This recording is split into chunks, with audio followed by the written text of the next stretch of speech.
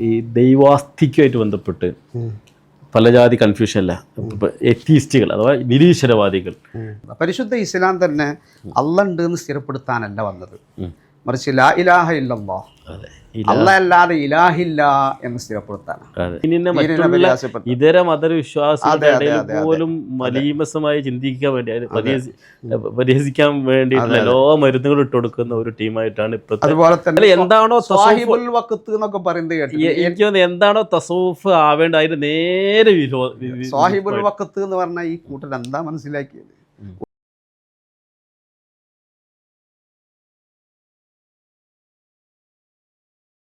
أعوذ بالله من الشيطان الرجيم. بسم الله الرحمن الرحيم. الحمد لله رب العالمين. اللهم صل على سيدنا محمد وعلى آله وصحبه أجمعين. أما بعد. നമ്മൾ സദന ദർസ് തുടങ്ങിയിട്ട് ഒരു 10-25 വർഷമായി. അപ്പം അതിൻ്റെ 25ാം വാർഷികം ആഘോഷിക്കുന്ന വേളയാണ്.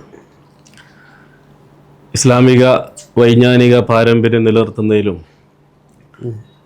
അതുപോലെ തന്നെ ദീനിനെ തന്നെ നിലനിർത്തുന്നിടത്തും ദർസിന് വലിയ പങ്കുണ്ട്. വേണമെങ്കിൽ ഈ ദർസിനും അതിനു വേണ്ടിയിട്ടുള്ള വഖഫും ആണ് ശരിക്കും ദീനിനെ നിർത്തിയിട്ടുള്ളത്. എന്താണ് ദർസിൻ്റെ പ്രാധാന്യത്തെക്കുറിച്ചിട്ട് നമുക്ക് പൊതുജനങ്ങളോട് പറയാനുള്ളത്? ബിസ്മില്ലാഹിർ റഹ്മാനിർ റഹീം. അൽഹംദുലില്ലാഹി റബ്ബിൽ ആലമീൻ. വസ്സലാത്തു വസ്സലാമു അലാ സയ്യിദിന മുഹമ്മദിൻ വഅലാ സായിരിൽ അംബിയാഇ വൽ മുർസലീൻ വആലി കുല്ലിൻ വസ്സഹാബത്തി അജ്മഈൻ. ദർസിന്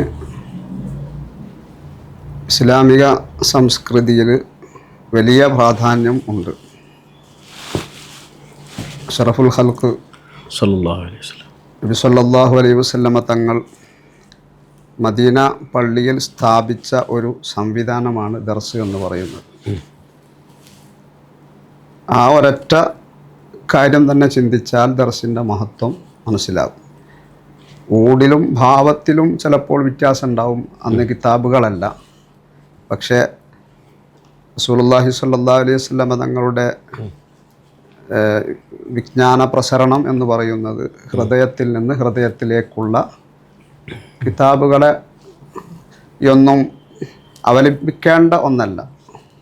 പ്രധാനപ്പെട്ട കിതാബ് അത് ഖുർആനാണ്. അപ്പോൾ അതിലൂടെയാണ് സ്വഹാബത്തിനെ പ്രധാനമായും നബി സല്ലല്ലാഹു അലൈഹി വസല്ലം സംസ്കരിച്ചത്. റസൂലുള്ളാഹിൻ്റെ അടുക്കൽ 24 മണിക്കൂറും താമസിക്കുന്ന അഹ്ലുസ്സുഫ എന്ന വിഭാഗം, അതോടൊപ്പം പകലിൽ കച്ചവടത്തിനും മറ്റു പലതിനും പോയി അല്ലാത്ത സമയത്ത് വരുന്ന നമ്മുടെ നാട്ടിലെ നാട്ടുകാരുട്ടികൾ എന്ന് പറയുന്ന ഒരു സംവിധാനം.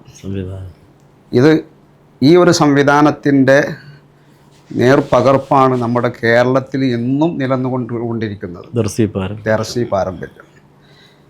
കേരളീയ ദർസി പാരമ്പര്യത്തിൻ്റെ മഹത്വം മനസ്സിലാക്കണമെങ്കിൽ ഇസ്ലാമിൻ്റെ യഥാർത്ഥ പാരമ്പര്യ സംസ്കൃതിയും മറ്റു ലോകങ്ങളിലുള്ള ഇപ്പോഴുള്ള ഇസ്ലാമിക സംസ്കാരവും നോക്കിയാൽ തന്നെ പെട്ടെന്ന് തിരിച്ചറിയാൻ കഴിയും. കാരണം ഇന്നും ഇസ്ലാമിൻ്റെ ആ പഴയ പാരമ്പര്യം അതേപോലെ നിലനിർത്തുന്നതിൽ നമ്മുടെ സമസ്ത കേരള ജമിയത്തുൽ ഉലമയുടെയും അതുപോലെ മുൻകഴിഞ്ഞു പോയ മഹാരഥന്മാരായ പല ആലിമീങ്ങളുടെയും പ്രയത്നം കൊണ്ട് ഉണ്ടായിട്ടുണ്ട് എന്നുള്ളത് പാരമ്പര്യം വളരെ രൂഢമൂലമായിരിക്കുന്നത്.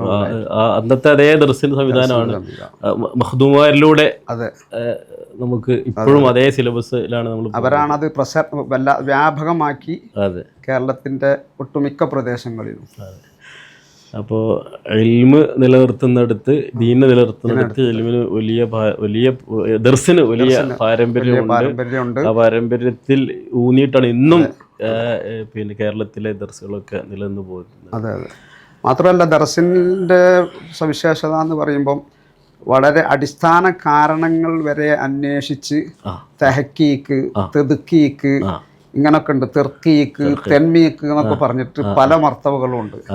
അപ്പം അതൊക്കെ ഓരോന്നും ദലീലുകളെ കൊണ്ട് സ്ഥിരപ്പെടുത്തി, ആ ദലീലിനെ മറ്റു ദലീലിനെ കൊണ്ട് പിന്നെ സ്ഥിരപ്പെടുത്തി, ഇങ്ങനെയുള്ള ഒരു സംവിധാനം ദർസ്. ദർസിൽ നല്ല ഓതിപ്പടിച്ച ഒരാളെ സംബന്ധിച്ചിടത്തോളം ഒരു സ്ഥലത്തും മുട്ടുമുടക്കേണ്ടി വരില്ല. അഥവാ പക്ഷെ ആ ദർസ് സംവിധാനം ഇന്ന് അസ്തമിച്ചു പോകുന്നുണ്ട് എന്നതൊരു സത്യം. അത് ഇൻഷാ അല്ലാഹ് അത് അവിടേക്ക് ദർസിന്റെ പരിപോഷണത്തിന് ഉതകുന്ന കുറച്ച് ചർച്ചകൾ ഇൻഷാ അല്ലാഹ് ഇതിൽ വരണം. അപ്പോൾ ഈ ദർസ് നിൽക്കുന്നത് ഇൽമുമായിട്ട് ചുറ്റിപ്പറ്റിയാണ്.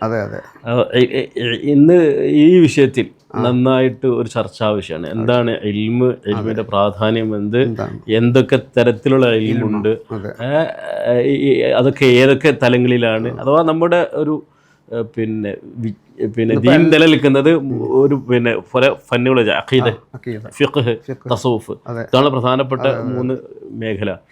അപ്പോൾ ഇതിനൊക്കെ ഇൽമിൽ വ്യത്യാസം ഉണ്ടാവും. അഥവാ ഇൽമ് നിർവചിക്കുന്നിടത്ത് മനസ്സിലാക്കുന്നിടത്തൊക്കെയും നമ്മളിപ്പോൾ ഒരു സാങ്കേതികമായിട്ട് ഫിലോസഫിയിലൊക്കെ പറയുകയാണെങ്കിൽ എപ്പിസ്റ്റമോളജി, ജ്ഞാനത്തിന് വ്യത്യസ്ത രൂപങ്ങളുണ്ട്. എന്താണ് ഉസ്താദ് അതിനെക്കുറിച്ച് മനസ്സിലാക്കിയെന്ന് പറഞ്ഞാൽ തർക്കത്തില്ല. ഇൽമിനെ നിർവചിക്കുന്നതിന് മുമ്പ് തീർച്ചയായും പൊതുസമൂഹത്തിന് ബോധമുണ്ടാക്കേണ്ട ഒരു വിഷയം ആദ്യം പറയാം. ഒന്നാമത്, ഇന്ന് എല്ലാവരും ഓതുന്ന ഒരു വാക്കാണ് ത്വലബുൽ ഇൽമി ഫരീളത്തുൻ അലാ കുല്ലി മുസ്ലിമിൻ വ മുസ്ലിമ. ഏത് ഇൽമിനെ പറ്റി പറഞ്ഞാലും ഈ ഹദീസ, ഈ ഒരു വാക്യാണ് അവർക്ക് തെളിവ്. ഇന്നിപ്പോൾ എന്തൊക്കെ ഉണ്ട്, ഹോട്ടൽ മാനേജ്മെന്റ് ഉണ്ട്, കിച്ചൺ മാനേജ്മെന്റ്, ഇനി എന്തൊക്കെ മാനേജ്മെന്റാ വരിക. അതിനൊരു പ്രത്യേക ഹദ്ദും ഹസറും ഇല്ല എന്ന് പറഞ്ഞാൽ, ഇപ്പോൾ ഇൽമുമായിട്ട് ബന്ധപ്പെട്ട ചില ആളുകളൊക്കെ സംസാരിക്കുമ്പോഴേ ഈ പഴയ കാലത്ത് ഇങ്ങനെ റിസർച്ച് ചെയ്ത സാധനം ഇൽമ് ഇപ്പോൾ 11 മാസമാകുമ്പോൾ നേരെ ഡബിൾ ആവും. ലോകത്തിലെ ഇൽമ് ഇപ്പൊ അതിന്റെ തോത് കുറഞ്ഞുകൊണ്ടിരിക്കുക. അഥവാ ഇനി അടുത്ത് കുറച്ചുകൂടി കഴിഞ്ഞാൽ ഒരു 6 മാസമാകുമ്പോഴേക്ക് നിലവിൽ നിൽക്കുന്ന ഇൽമിന്റെ നേരെ ആവും. അപ്പൊ അതൊക്കെ പാടെ തേടലാണോ ആ പറഞ്ഞ സംഗതി?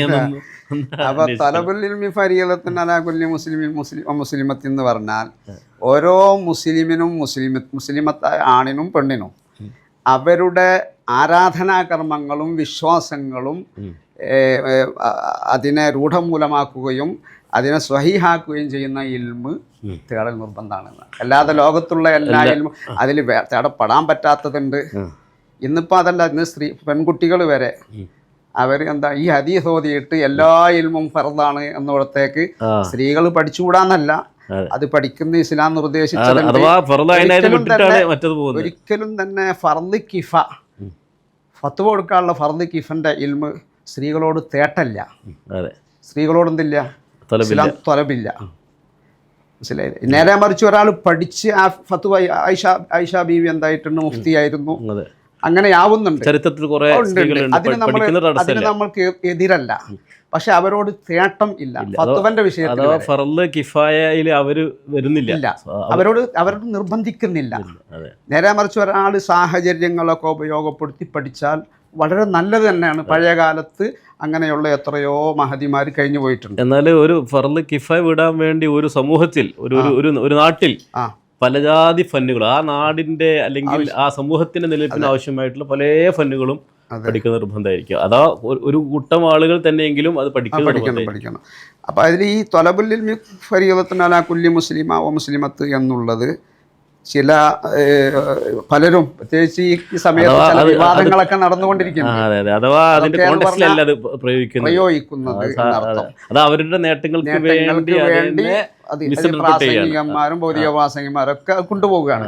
അപ്പൊ അതിന്റെ യഥാർത്ഥ അർത്ഥം പരിശുദ്ധ ഇസ്ലാമിൻ്റെ വിജ്ഞാനീയങ്ങളിൽ നമുക്ക് ഓരോരുത്തർക്കും നമ്മൾ സംസ്കാരം സ്വഹീഹാക്കണമെങ്കിൽ ഇബാദത്തുമായി ബന്ധപ്പെട്ടത്, കച്ചവടം തുടങ്ങുകയാണെങ്കിൽ അദ്ദേഹം കച്ചവടത്തെ പറ്റി അറിഞ്ഞിരിക്കണം, ഹജ്ജിന് പോകുന്നവൻ ആ സമയത്ത് ഹജ്ജിനെ പറ്റി അറിഞ്ഞിരിക്കണം. ഇങ്ങനെയുള്ള ഓരോ സന്ദർഭത്തിൽ വരുന്ന ഇൽമ് അതുണ്ടാകണം എന്നാണ് ആ പറഞ്ഞത് കൊണ്ട് ഉദ്ദേശിക്കപ്പെടുന്നത്. കാരണം ലോകത്ത് തന്നെ വളരെ മുതിർന്നതായ പ്രയാസമുള്ള മനുഷ്യനെ തന്നെ നശിപ്പിക്കുന്ന അറിവുകളുണ്ട്. ഇപ്പൊ സിഹർ പോലത്തെ അറിവ്, അത് ഒരു അറിവ് തന്നെയാണ്. അങ്ങനെയുള്ള പലതും ഉണ്ട്. അപ്പം ഈ എല്ലാ ഇൽമും എന്ന് അതിന് എന്തില്ല, എന്തായിരുന്നാലും അർത്ഥമില്ല. പിന്നെ ഈ ഇൽമ് എന്നുള്ളത് വളരെ ചിന്തിക്കേണ്ട ഒരു വിഷയമാണ്.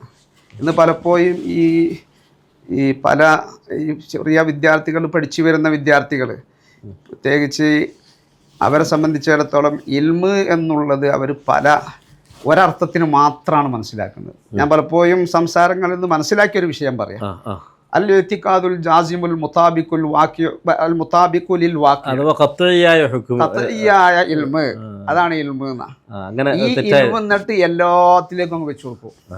ഇൽമുൽ ഫിഖ്ഹിലേക്കും അതന്നെ, ഇൽമുൽ അഖായിദയിലും അതന്നെ, ഇൽമുൽ തസവ്വുഫിലും അതന്നെ. ആ ജഹാലത്ത് കൊണ്ടാണ് തസവ്വുഫുമായി ബന്ധപ്പെട്ട പലരും ഇന്ന് വെല്ലുവിളിയായിട്ട് നടക്കുന്നത്. മനസ്സിലായില്ലേ? പല വെല്ലുവിളിയായിട്ട് നടക്കുന്നുണ്ടല്ലോ. അവർ ഇൽമെന്താന്ന് പഠിച്ചില്ല, അടിസ്ഥാനപരമായി ഇൽമെന്താണ് എന്ന് അവർ മനസ്സിലാക്കിയില്ല. ഇൽമിന്റെ വ്യത്യസ്ത ഇൽമിന് ആമായ ഒരു പ്രയോഗമുണ്ട്. ഇപ്പോൾ ഉദാഹരണം പറയാ, നമ്മുടെ ദർസിൽ പഠിപ്പിക്കുന്ന ഒരു വിഷയമാണ് ഇൽമുൽ കലാം. ആ ഇൽമുൽ കലാമിലെ ഇൽമിന് ആമായ മാനെ, ഇൽമുൽ കലാം എന്ന് പറഞ്ഞാൽ അൽ ഇത്തിഖാദുൽ ജാസിമുൽ മുതാബിഖുൽ വാഖി എന്ന് വെക്കാൻ പറ്റൂല. അത് മാത്രമല്ല, ഇൽമുൽ കലാമിൽ സുന്നത്ത് ജമാഅത്ത് മാത്രമല്ല ഉള്ളത്, മുഅ്തസിലത്തുണ്ട്. അതിൽ സംസാരിച്ചവരൊക്കെ ആ വിഷയത്തിൽ പല വിധത്തിലുണ്ട്. അതുകൊണ്ട് തന്നെ ഇൽമുൽ കലാമിനെ പല പണ്ഡിതന്മാരും എതിർത്തിട്ടുണ്ട്. അത് ഏത് ഇൽമുൽ കലാമാ? അശായിറത്തിന്റെ ഇൽമുൽ കലാമല്ല. ഇൽമുൽ കലാമിനെ എതിർത്തു നമ്മൾ കാണും. ഇൽമുൽ കലാമൊക്കെ വരുന്നത് തന്നെ ഈ ഗ്രീക്ക് ഫിലോസഫി അതിനെ എതിർക്കാൻ വേണ്ടി, അതിനെ എതിർക്കാൻ എന്ന് പറഞ്ഞാൽ ഇസ്ലാമിന്റെ അഖായിദ, ഇൽമുൽ അഖായിദക്കെതിരെ ആളുകൾ വന്നപ്പോൾ ഇൽമുൽ അഖായിദയേക്കാൾ അമ്മാണ് ഇൽമുൽ കലാം. അഖായിദയും ഉൾക്കൊള്ളും, അതിന്റെ പുറമെ ഹസ്മിന്റെ വാദവും ഉദ്ധരിക്കും, ആ ഹസ്മിന്റെ വാദത്തിന് മറുപടി പറയും, അതുണ്ടാവും. അപ്പൊ അതുകൊണ്ട് തന്നെ കഴിവില്ലാത്ത ആളുകൾ ഇത് ഓതാൻ പറ്റൂല. അപ്പൊ അതുകൊണ്ട് അങ്ങനെ അതിനെ പലരോടും നിരുത്സാഹപ്പെടുത്തിയ ഇമാമിങ്ങളെ വഖൗല് കാണാൻ കഴിയും. അത് കണ്ടിട്ട് നമ്മൾ പഠിപ്പിക്കുന്ന ഇൽമുൽ കലാമിന് എന്താൻ പറ്റൂല, എതിർക്കാൻ പറ്റൂല. അപ്പൊ ആ ഇൽമുൽ കലാം എന്നതിൽ ശരിക്കും ആമായ മാനാക്കാണ് ഇൽമ്. ഓരോരുത്തരും ഉറപ്പിക്കുകയാണ്, വാക്കിനോട് ഒത്തില്ല എന്നുള്ളതല്ല. മുഅ്തസിലത്ത് അങ്ങനെ വിചാരിക്കുന്നു, ഒരു പറഞ്ഞ ഇതാണ് ഹക്ക് എന്ന് മനസ്സിലാക്കി കുത്തിരിക്കുകയാണ്. മനസ്സിലായില്ലേ? അപ്പം ആ ഇൽമുൽ കലാമിൽ നിന്ന് ഹക്കിനെ ഹക്കാക്കി മനസ്സിലാക്കുക എന്നുള്ളതാണ് നമ്മൾ ദർസുകളിൽ ചെയ്യുന്നത്. അപ്പൊ അവിടെ ഇൽമുൽ കലാമിന്റെ അർത്ഥം തന്നെ, ആ ഇൽമിന്റെ അർത്ഥം എന്താ? അമ്മായ മാനാണ്. നേരെ മറിച്ച് ഇൽമുൽ ഇഅ്തിഖാദാത്ത് അടിസ്ഥാന ഉസൂലുദ്ദീൻ അത് ഖത്ഇയാണ്. അൽ ഇഅ്തിഖാദുൽ ജാസിമുൽ മുതാബിഖുൽ വാഖി മുതാബിഖുലിൽ വാഖി അസാബിത് എന്ന് പറയുന്നത്. നേരെ മറിച്ച് ഇൽമുൽ ഫിഖ്ഹിൽ വരുമ്പോഴോ ലന്നിയാത്താണ്. ലന്നെ രണ്ട് വിധമുണ്ട്, വലബത്തുൽ ലന്നുണ്ട്, ലന്നുണ്ട്. വലബത്തുൽ ലന്നും തമ്മിൽ വ്യത്യാസം പറഞ്ഞാലും ഉണ്ട്, അല്ല രണ്ടും ഒന്നാണെന്ന് പറഞ്ഞാലും ഉണ്ട്. 50% 50 ആകുമ്പോഴാണല്ലോ ഷെക്ക് എന്ന് പറയാം. നേരെ മറിച്ച് നേരെ അങ്ങോട്ട് 50 ഉള്ളത് കയറി 51 ആയാൽ അത് 80ലേക്ക് പോവുകയാണെങ്കിൽ അതെന്താവും? വലബത്തുൽ ലന്നാവും. ഒരു ഉദാഹരണം പറയാം. അപ്പം വലബത്തുൽ ലന്ന് കൊണ്ട് സ്ഥിരപ്പെട്ടതാണ് ഫിഖ്ഹ്. അത് മതി ഫിഖ്ഹിൽ അത് മതി. ഫിഖ്ഹിൽ യഖീനിയാത്ത് ഉണ്ടാവില്ല. യഖീനിയാത്ത് ഉണ്ടെങ്കിൽ അതെന്തല്ല? ഫിഖ്ഹല്ല. ഇജ്തിഹാദിന് മജാല് വേണം. യഖീനിയാത്തായ കാര്യത്തിൽ അഭിപ്രായ വ്യത്യാസം ഉണ്ടാവില്ല. അതെ, അതിലെന്തുണ്ടാവില്ല? അഹല്ലല്ലാഹുൽ ബൈഅ വഹറമർ റിബ. ഖുർആൻ പറഞ്ഞു ബൈഇനെ അല്ലാഹു തആല ഹലാലാക്കി, റിബയെ അല്ലാഹു ഹറാമാക്കി. ഇതിലെന്തിന് ഫിഖ്ഹ? അത് നസ്സാണ്, അത് ഖത്ഇയാണ്. അപ്പം ഖത്ഇയായ ദലീൽ കൊണ്ട് സ്ഥിരപ്പെട്ടത് ഫിഖ്ഹല്ല. ഫിഖ്ഹ് എന്ന് പറയുന്നത് തന്നെയാണ്. അപ്പം ഇൽമുൽ ഫിഖ്ഹ് എന്ന് പറയുമ്പം അവിടെ ലന്നാണ്, വലബത്തുൽ ലന്ന്, മികച്ച ഭാവന. ആ മികച്ച ഭാവന എത്തിക്കുന്നതിൽ വരുമ്പോഴാണ് ഫിഖ്ഹ് തമ്മിൽ അഭിപ്രായ വ്യത്യാസമാണ്. മനസ്സിലായില്ലേ? സ്വാഭാവികമായിട്ട് അഭിപ്രായങ്ങൾ വരാം. ഇനി തസവ്വുഫ് വന്നാലോ അത്രയും ഉണ്ടാവില്ല. കാരണം തസവ്വുഫിന്റെ പല ഇസ്തിലാഹുകളും പലതും ലൈഫായ ഹദീസ് കൊണ്ടാണ് സ്ഥിരപ്പെട്ടത്. അപ്പൊ അതുകൊണ്ട് തന്നെ ഇന്നിപ്പം ചെയ്യണ ഈ കള്ളത്തൊരീക്കത്തുകാർ, ഇങ്ങനെയുള്ള കുറെ ആൾക്കാർ ചെയ്യണ എന്താ? ഒരു ഊരി വിറ്റ് ഇങ്ങനെ നടക്കുക. അങ്ങനത്തെ വളരെ വാഹിയായ ദലീലുകളെ കൊണ്ടാണ് അവരെന്താകുന്നത്? ഏതിനെ? വലിയ ദലീല് കൊണ്ട്, വലബത്തു തന്നെ കൊണ്ട് സ്ഥിരപ്പെട്ടതിനെതിരെ ഈ വാഹിയായ അതെന്തോ ആണെന്ന് വിചാരിച്ചിരിക്കുക. എന്ന് പറഞ്ഞാൽ ഇൽമെന്താന്ന് പോലുമുള്ള പ്രാഥമിക അറിവ് പോലും തഹ്കീക്കാക്കിയില്ല. വേറൊരു വീക്ഷണമുണ്ട്. ഇപ്പൊ ഇൽമ എന്ന് പറഞ്ഞാൽ ശരിക്കും അൽ ജമു വൽ ഫർഖ്, അഥവാ ഒരുപാട് സാമ്യതകളുള്ള സമയത്ത് അതിൽ ഫർക്ക് കണ്ടെത്തുക. ചിലപ്പോൾ ഫർക്ക് ഉള്ള സ്ഥലത്ത് നിന്ന് സാമ്യത കണ്ടെത്തുക, ഇതിന് നല്ല ബുദ്ധി, നല്ല ബുദ്ധിമുട്ട്. ആ നഷ്ടപ്പെട്ട ആളുകൾക്കാണ് പിന്നെ തഹ്ഖീഖുള്ള ഉസ്താദന്മാരെടുത്ത് ഓതിട്ടും ആ സാധനം. പിന്നെ അതുപോലെ മാത്രമല്ല, ഈ തസവുഫ്വാദികളെ സംബന്ധിച്ച് പറയുമ്പോൾ ഇത് എന്തെങ്കിലും ഒരു ഞാൻ പറയാം, ഇന്നത്തെ സാഹചര്യത്തില് ഈ തസവുഫ്വാദികൾ എന്ന് പറയുന്ന ആളുകൾ മുത്തസവ്വിഫീങ്ങൾ എന്ന് പറയാമല്ലേ, മുത്തസവ്വിഫത്ത് എന്ന് പറയാം.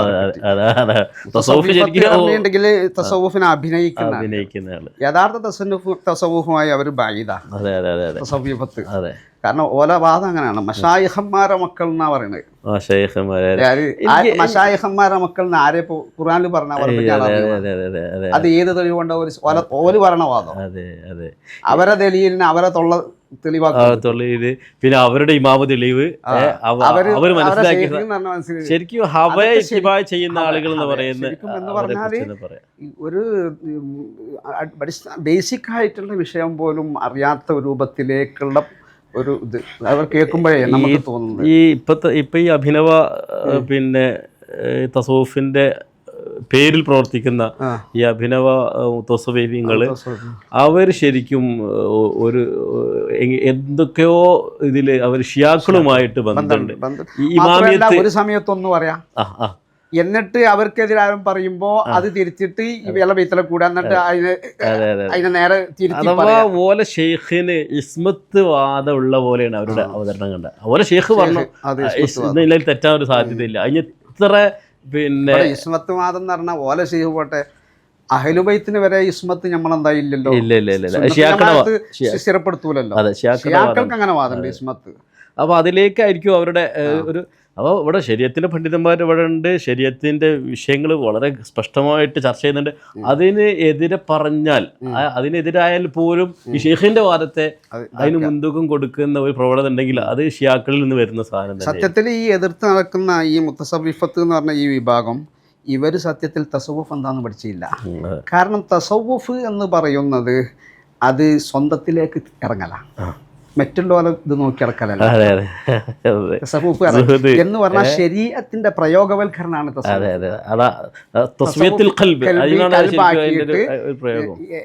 അത് സ്വന്തം എന്ന് പറഞ്ഞാൽ നമ്മൾ പറഞ്ഞില്ലേ, ഇൽമും മാരിഫത്തും തമ്മിൽ ഫർക്ക് പറയല്ലോ. ഇൽമ കുല്ലിയായ മാനാക്ക്, കുല്ലിയായി മനസ്സിലാക്കുക. അപ്പൊ അള്ളാനെ മനസ്സിലാക്കുക, അള്ളാനെ നമ്മൾ വാജിബുൽ വജൂദാന്ന് മനസ്സിലാക്കി. വാജിബുൽ വജൂദ് എന്നതിന്റെ മാനെന്താ, കുല്ലിയായ ഒരു മാന നമ്മളവിടെ ഇന്തിസാഹ് ചെയ്തിട്ടല്ലേ മനസ്സിലാക്കുക. പക്ഷെ അള്ള എന്താന്ന് സ്വന്തം കണ്ട് അനുഭവിച്ചറിയാം, അത് മാരിഫത്താ. അങ്ങനെ എല്ലാത്തിനും ജുസിയിലേക്കാണ് പോവുക, സ്പെസിഫൈ ചെയ്യാം. ഒന്ന് ജനറൽ ആണെങ്കിൽ മറ്റൊന്ന് സ്പെസിഫൈ ചെയ്യുക. ഇവരങ്ങനല്ല, ഇവര് മറ്റുള്ള കാര്യം നോക്കി നടക്കുക. ഓല കാര്യത്തെ സംബന്ധിച്ച് ഒരു ചിന്തയും ഓർക്കില്ല. എന്താണോ സാഹിബുൽ വഖത്ത് എന്നൊക്കെ പറയുന്നത് കേട്ടു.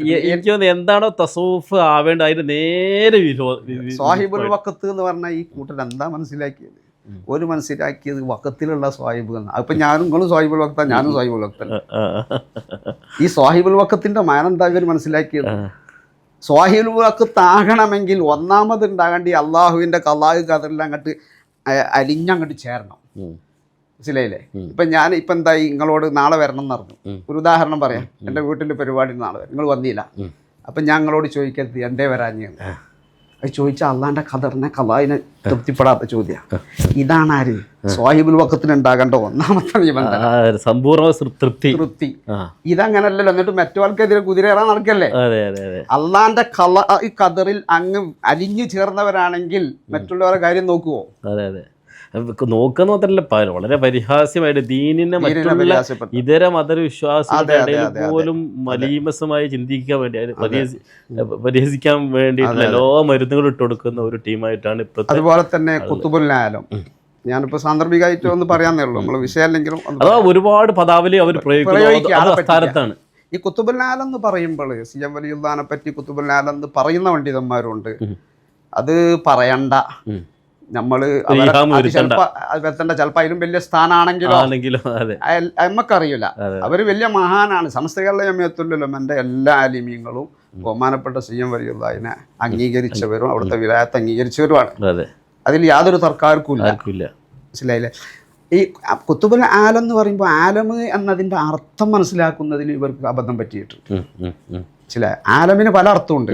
മാത്രമാണ് വിചാരിച്ചത്. ആലം എന്ന് പറയുന്നത് സത്യത്തിൽ പല ആലം എന്നതൊരു ഖദർ മുഷ്തറക്കിന് വെക്കപ്പെട്ട ലഫ്ളാണ് എന്നാണ് ഖയാലിന്റെ ഹാഷിയ അബ്ദുൽ ഹക്കീം സിയാലി കൂത്തി കാണാം.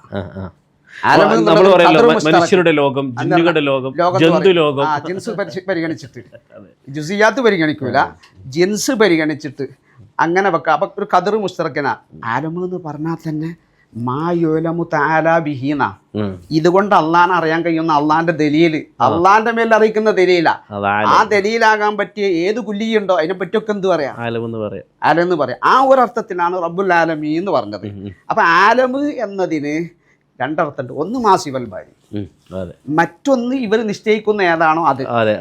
അപ്പൊ ഈ കുത്തുബുൽ ആലം എന്ന് പറയുമ്പം CM വലിയുള്ള പറഞ്ഞെന്ന് വെക്കുക. അപ്പം മൂപ്പര് ഉദ്ദേശിച്ച മാന ഏതാന്ന് ഇവരെങ്ങനെ അറിഞ്ഞു?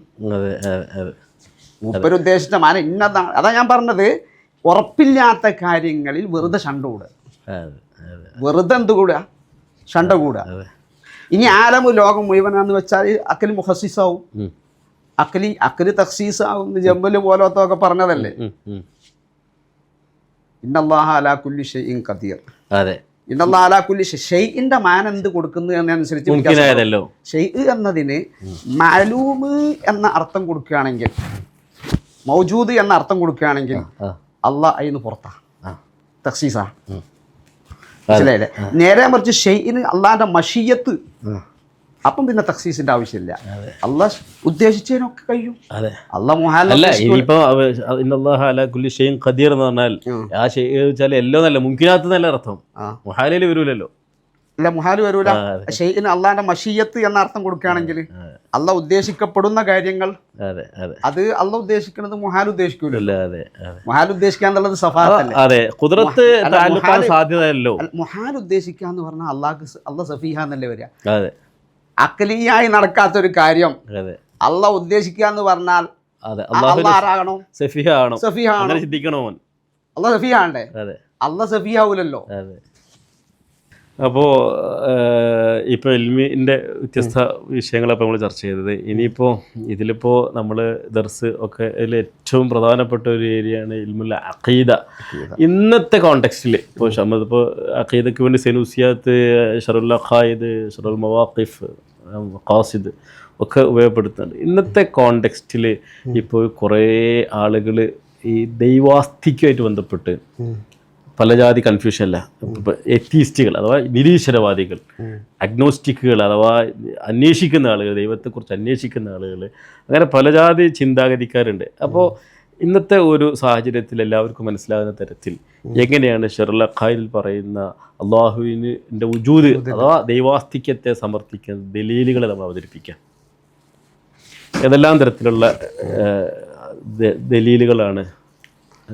അള്ളാഹു ഉണ്ട്, അല്ലെങ്കിൽ ഈ പ്രപഞ്ചത്തിന് പിന്നിൽ ഒരു ശക്തിയുണ്ട്, അങ്ങനെ പറയാം. അള്ളാഹു ആണെന്നുള്ളത് ഇസ്ലാമിന്റെ ഒരു വിശ്വാസം, പേരുകൊണ്ടുള്ള ഒരു ഇത്. ആ സ്വാധീനം ഉണ്ട് എന്നുള്ളതിന് തെളിവ് പറയേണ്ട ആവശ്യമില്ല സത്യത്തിൽ. എന്തുകൊണ്ട്? ലോകത്ത് കഴിഞ്ഞു പോയ എല്ലാവരും അംഗീകരിക്കുന്നത് പരിശുദ്ധ ഇസ്ലാം തന്നെ അള്ളാഹ് ഉണ്ട് എന്ന് സ്ഥിരപ്പെടുത്താനല്ല വന്നത്, മറിച്ച് ലാ ഇലാഹ ഇല്ലല്ലാഹ്, അല്ലാഹ് അല്ലാതെ ഇലാഹില്ല എന്ന് സ്ഥിരപ്പെടുത്താനാണ്. കാരണം ഇലാഹില്ല, അത് ആരാധിക്കപ്പെടുന്ന ഒരാളില്ല എന്ന് ഒരു ബുദ്ധിയും അംഗീകരിക്കില്ല. ഇല്ല എന്ന് പറഞ്ഞാൽ വളരെ സ്പഷ്ടമാണ്. അത് എല്ലാവരിലും രൂഢമൂലമാക്കപ്പെട്ട സംഗതിയാണ്. എന്തിനധികം ഈ യുക്തിവാദികൾ പോലും ചില സമയത്തുള്ളിനുള്ളിൽ ഞാൻ മുമ്പ് ഓർക്കുന്നുണ്ട്, ഏതോ ഒരു പുസ്തകത്തിൽ ന്യൂട്ടനുമായി ബന്ധപ്പെട്ട ഒരു സംഭവം വായിച്ചത്. ഏതോ ഒരു ഇംഗ്ലീഷ് മാഗസിൻ്റെ അതിൽ വന്ന ഇംഗ്ലീഷിൻ്റെ മലയാള പരിഭാഷയാണ്. നമ്മുടെ ഒരു വിസ്തൃത ഗോളശാസ്ത്രം എന്ന് പറഞ്ഞൊരു കനപ്പെട്ട പുസ്തകമുണ്ട്. നമ്മളെ മുത്താലിമീങ്ങൾക്കൊക്കെ ഈ പിന്നെ നമ്മുടെ തശ്രീഉൽ അഫ്ലാഖും ഷഹ്മീനിയൊക്കെ ഓതുമ്പോൾ ഉപയോഗിക്കപ്പെട്ട ഒരു കിതാബ്, ഒരു അറബി സംജ്ഞകളൊക്കെ ഉള്ള ഒരു പുസ്തകമാണ്. പഴയ കാലത്ത് അടിച്ച ഒരു ബുക്കാണ്. അപ്പോൾ അതിലൊരു സ്ഥലത്ത് ഞാൻ വായിച്ചത് ഓർക്കുന്നുണ്ട്, ന്യൂട്ടൻ വലിയൊരു വിശ്വാസിയായിരുന്നു, സർ ഐസക് ന്യൂട്ടൻ. അദ്ദേഹത്തിൻ്റെ ഒരു സഹോദരൻ മറ്റൊരു ശാസ്ത്രജ്ഞനുണ്ട്. ആ ശാസ്ത്രജ്ഞൻ ഈ നിരീശ്വരവാദിയാണ്. ദൈവനിഷേധിയാണ്. അപ്പം ന്യൂട്ടന് ഒരു പ്രപഞ്ചത്തിൻ്റെ ഒരു പതിപ്പ്, പ്രപഞ്ചത്തിൻ്റെ സൗരയൂഥത്തിൻ്റെ ഒരു പതിപ്പ്, ഭൂമിയും സൂര്യനൊക്കെ അതിൻ്റെ ഒരു ഇതുണ്ടാക്കി, അതൊരു മറ്റേ ഇരുമ്പിൻ്റെ പണിക്കാരനെ വിളിച്ചിട്ടുണ്ടാക്കി, അതിന് ഗീറുകളൊക്കെ ഘടിപ്പിച്ചു. ഇങ്ങനെ അതുപോലെ തന്നെ പ്രപഞ്ചത്തിൻ്റെ ഒരു മോഡൽ, ഒരു മിസാൽ അതുണ്ടാക്കി മൂപ്പര മേശപ്പുറത്ത് വെച്ചു, നല്ല ഉഷാറായിട്ട്. അപ്പോഴാണ് ഈ സ്നേഹിതം ഒരു ദിവസം കടന്നു വരുന്നത്. അപ്പോൾ ഈ ന്യൂട്ടൻ ഇങ്ങനെ വായിച്ചു കൊണ്ടിരിക്കുകയാണ് എന്തോ ഒരു പേപ്പർ, എന്തോ ഒരു ന്യൂസ് പേപ്പറായിട്ട്. അപ്പോൾ ഇയാൾ വന്നിട്ട് ചോദിച്ചു, ഇതാരുണ്ടാക്കിയാന്ന് ചോദിച്ചു. അതിപ്പം ശാസ്ത്രജ്ഞന്മാരാകുമ്പോൾ ഓരോരുത്തർക്കും അവരെ വീട്ടിൽ ബന്ധപ്പെട്ട വിഷയം കൗതുകമാണല്ലോ. അത് ചോദിച്ചു. അപ്പം ന്യൂട്ടൻ അത് ശ്രദ്ധിച്ചില്ലാണ്. മൂപ്പർ വായന തോന്നുന്നു, മൂപ്പർ കേൾക്കാഞ്ഞിട്ടല്ല. പിന്നെയും ചോദിച്ചു, ഇതാരുണ്ടാക്കിയാണ്? അപ്പോഴും ന്യൂട്ടൻ മറുപടി കൊടുത്തില്ല. പിന്നെയും ചോദിച്ചു, ഇതാരുണ്ടാക്കിയാണ്? അപ്പം മൂപ്പര് നിർവികാരനായി പറഞ്ഞു, അതാരും ഉണ്ടാക്കിയല്ല, താനുണ്ടായതാണ്. അപ്പം ഈ സുഹൃത്തിന് ദേഷ്യം പിടിച്ചു, നിങ്ങളെന്താ എന്നെ പൊട്ടനാക്കുകയാണ്, ഇത് അങ്ങോട്ട് താനുണ്ടായല്ല, ഇതിനുണ്ടാക്കിയ ഒരാൾ വേണ്ടത്. അപ്പം ന്യൂട്ടൻ ഉഷാറായിരുന്ന് പറഞ്ഞു, സുഹൃത്തെ, ഈ കാണുന്ന വലിയ ലോകം ഇതിന് ഉണ്ടാക്കാൻ ഒരാൾ വേണ്ടെന്ന് പറയുന്ന നിങ്ങൾക്ക് പിന്നെ ഈ ചെറിയ സാധനത്തിനാണോ ഒരു കർത്താവ് വേണം എന്ന വാശി? ഇയാള് ആകെ ചമ്മിപ്പോയി, ഉടനെ അവിടെ നിന്ന് പോയി എന്നാ പറഞ്ഞത്. അപ്പം ദൈവമുണ്ട് എന്നത് സ്ഥിരപ്പെടുത്തേണ്ട ആവശ്യമേ ഇല്ല.